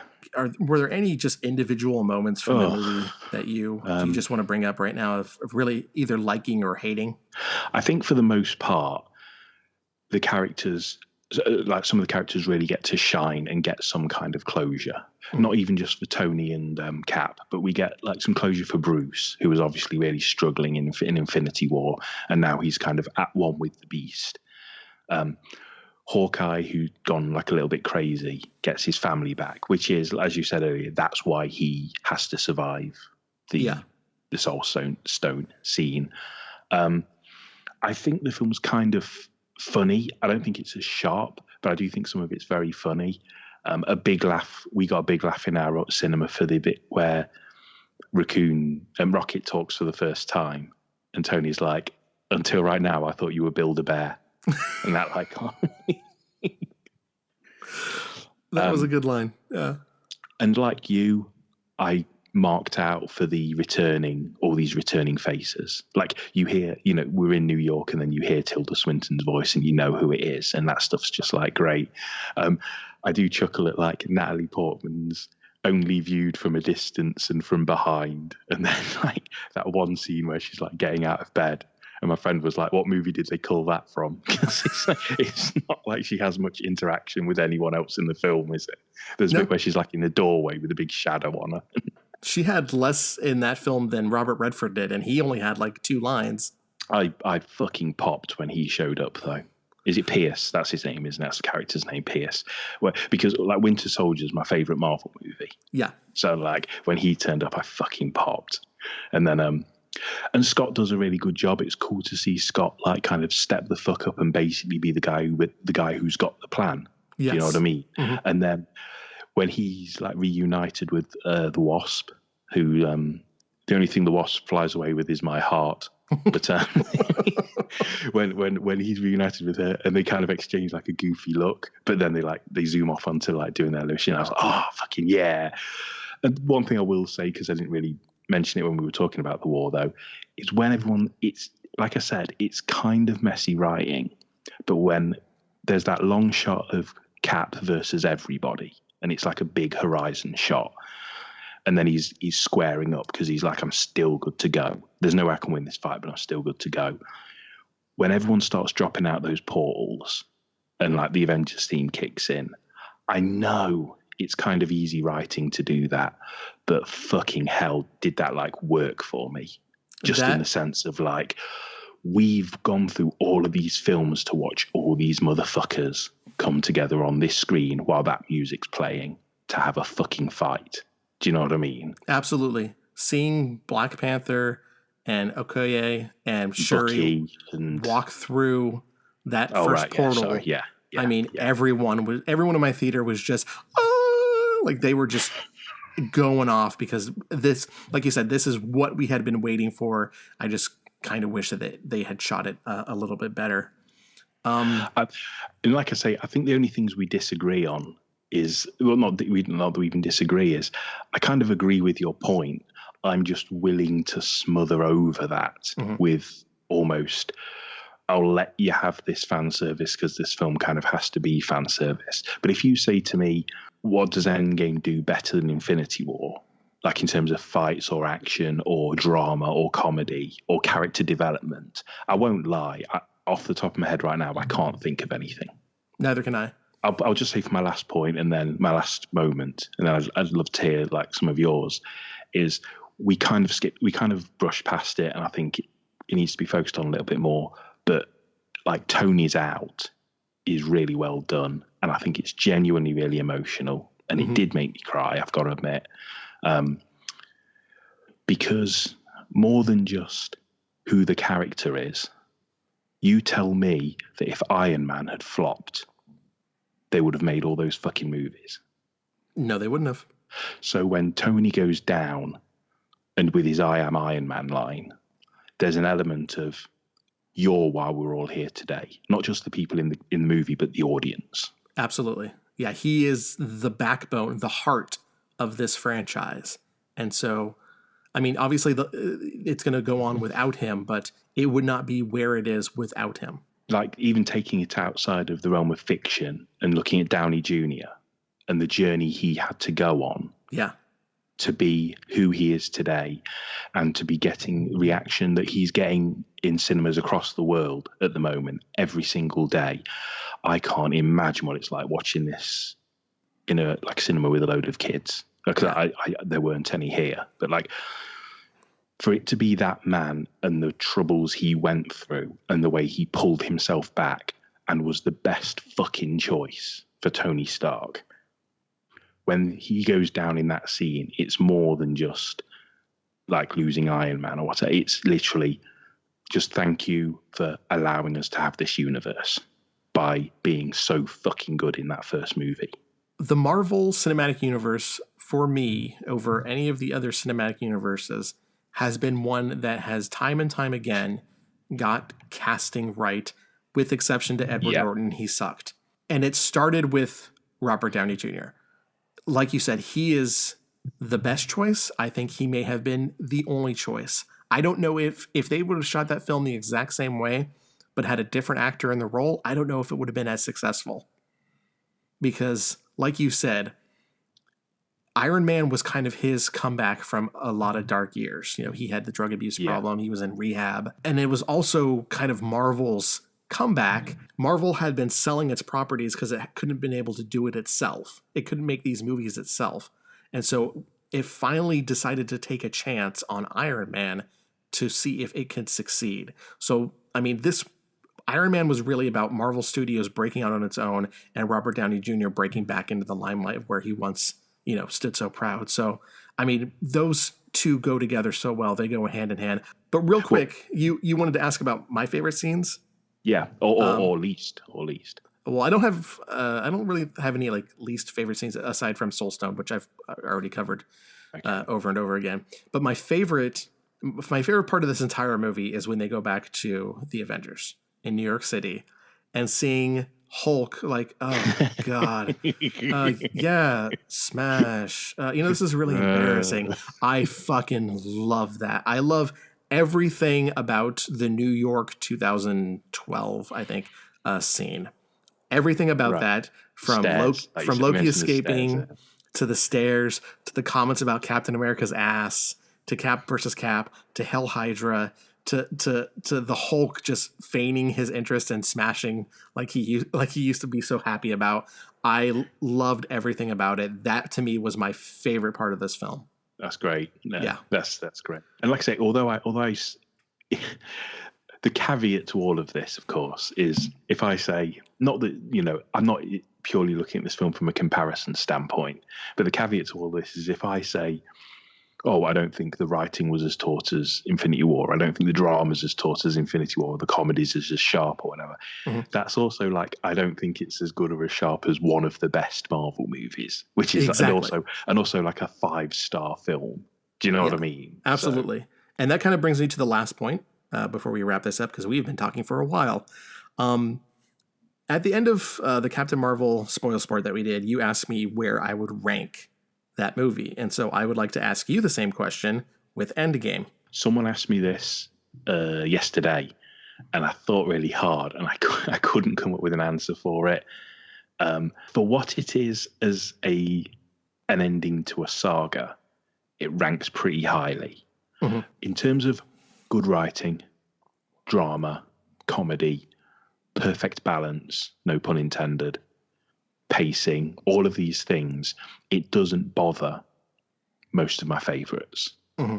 But I love it for what it is, which is an ending to the saga, and one they didn't completely fumble, and one that has a fantastic final 15 minutes, like an incredible final 15, 20, or for me, even a final hour for me, despite its flaws. So it's really hard for me to say, if I said to people, I think Ant-Man's a better film, they'd be like, what the fuck are you on? But if we're talking about how you shoot, write, and film and pace a film, then it's not in maybe the top 5. But in terms of how entertained I was, how happy I was with what we've got, and the chance of me watching it a few times, even if it's 3 hours, although I didn't think it felt 3 hours. I did. Then it's kind of up there. It's up there, but I can't put it in this particular place yet because at the moment I can't even really score it, if you know what I mean. Right. If out of 5 stars, I'd give it 4. I think something happened when I watched it where I was so concerned at the beginning when I thought it was losing its way and they said, let's do time travel, that I think my nerves distracted me from until I was enjoying myself again. I think my nerves distracted me that I was like, I think this is going to be rubbish. But then like they pulled it back. So I'd like to watch it again knowing that I actually like it, if that makes any sense. I was gonna say, I completely agree with you. I really want to see how I judge the film now that I know what happens in it. Yeah, absolutely. Yeah, absolutely. Yeah. That's a much more succinct way of saying what I just took 10 minutes to say. Yeah. For me, immediately I was thinking that, I enjoyed Captain Marvel more than I like this, but like you said, and like we've been saying throughout the show, it really is a nice and pleasing ending to this 11-year saga that I've been with since day one. I saw Iron Man opening weekend. Right. And it really feels like the last chapter on this book of my pop culture life. Like, because I don't know if I'm going to be as into superhero films going forward, because what they pulled off with the Marvel Cinematic Universe, I mean, not only is it unprecedented, obviously, in regards to what other films have done, but it was so well done. And Kevin Feige, I mean, deserves all the credit because he managed to pull this all together. He managed to pull the films out of the doldrums from the weaker entries in Phase 2 and just make it this absolute phenomenon that I was hook, line, and sinker addicted to with every film that came out. I didn't see. I think the only 2 I didn't see in theaters was Incredible Hulk, which, like I said, I just saw on Wednesday, and then Spider-Man: Homecoming. But every single other one, I've been there either opening weekend or the weekend after. I followed along. I've just been absolutely in love with what they've done, even if I haven't particularly liked the films individually.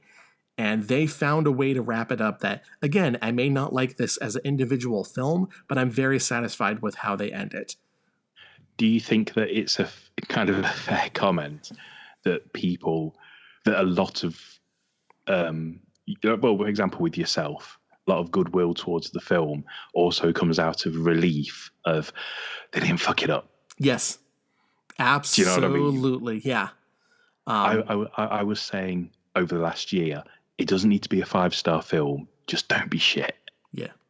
And I'm really glad they didn't go the snuff film route and just like kill off a bunch of heroes like I thought they were going to, like the final movie in the Harry Potter film series did. I really like that they kept that limited. I mean, again, it definitely lowers the stakes, which has never been a strong suit of Marvel films, but at least for one of those deaths, it gave it a lot more impact than, say, if I were to just watch everyone else die. I kind of, I mentioned earlier about the missile scene and that nobody died in that, and I kind of feel like I'm contradicting myself here. But Arkham Knight, Arkham Knight, the game, yeah. Yes. Spoilers for Arkham Knight. Poison Ivy is like I love that character. Like she's my favorite villain of him. You don't mind Arkham Knight spoilers, no? Go right ahead. I'm never going to play it. Okay. Are you sure? All right. Poison Ivy dies in Arkham Knight, and I hated it. Like I was really kind of upset about it, but because I just like that character so much, and even in that iteration of the character. But sometimes you kind of know something has to be kind of done because it's better writing sometimes than everyone's fine. But then there's also the part of you that's like, yeah, but I also don't want my favorite characters to die. Yeah. And that tug of war between having the right drama and also not losing people you care about is like, in fiction, it can be really difficult finding that balance between, right. It might be better for the story, but you're also like, yeah, but I don't want them to die. Do you know what I mean? Absolutely. And I think sometimes, in regards to what you're saying, are you saying that sometimes you feel there's an imbalance between you saying you're glad everyone just doesn't get like wasted in this movie, but in the same sense, you're also like, why didn't everyone get wasted in this movie? Yeah. I mean, I would like to find a balance between what they did and then, let's say, again, this is a reference you're not going to get, but the explosion at the Great Septum in Game of Thrones that killed off like 9 cast members in 5 seconds. Okay. So I would like to find a nice balance between that. And maybe it's just for me that the problems with the Soulstone scene and Black Widow's death not resonating with me as much as it should have, because it was a repeat of what we already saw. I think if they were to have her die in another way, or even just do that scene properly, I probably would have been like, okay, well, this movie has had enough death then to lose 2 of the founding members of the Avengers. Right. And so I think maybe just my qualms with the lack of stakes in this film has to do with how they handled her and her not as sad as it should have been death. Especially for like a character who's been with us since Iron Man 2, right? Yeah. Mm-hmm. Yeah. So yeah, and it's not like there's loads and loads of mainline female Marvel superheroes to go around. That's either. True. Like, as you say, it's interesting. I didn't even pick up on that scene where they come back and it's just all dudes and a robot lady. Yeah. All right. I think we should probably wrap this up because we have been officially talking for 1/3 of the running time of Endgame. So, Chris, I want to thank you for joining me with this. That's fine. It's something I was looking forward to, and the only problem is you could probably go for another 2 if you really wanted to. Do you know what I mean? Absolutely. If you want to talk about like minutiae and individual character and arcs and what it means in the bigger picture and what about what we do next in the universe, then you could never end this. You know what I mean? Could be one of those awful YouTube videos. Right, but get lots of ad revenue. Though. Yeah. But my final words on it is just, I think it's great. I'm looking forward to seeing it again. I think it has its flaws, but I'm just really happy that I got to see everyone and I got to have my kind of yay punch the air moment, because there's quite a few punch the air moments, and just thank fuck that they stuck the landing, basically. Absolutely. A lot of balls in the air, but they managed to juggle them just right. Now let's see what DC can do. All right. Thank you for joining me. That is the end of Spoilsport. Thank you for listening, if you listened. And be sure to subscribe to us on iTunes, Google Play, and Spotify.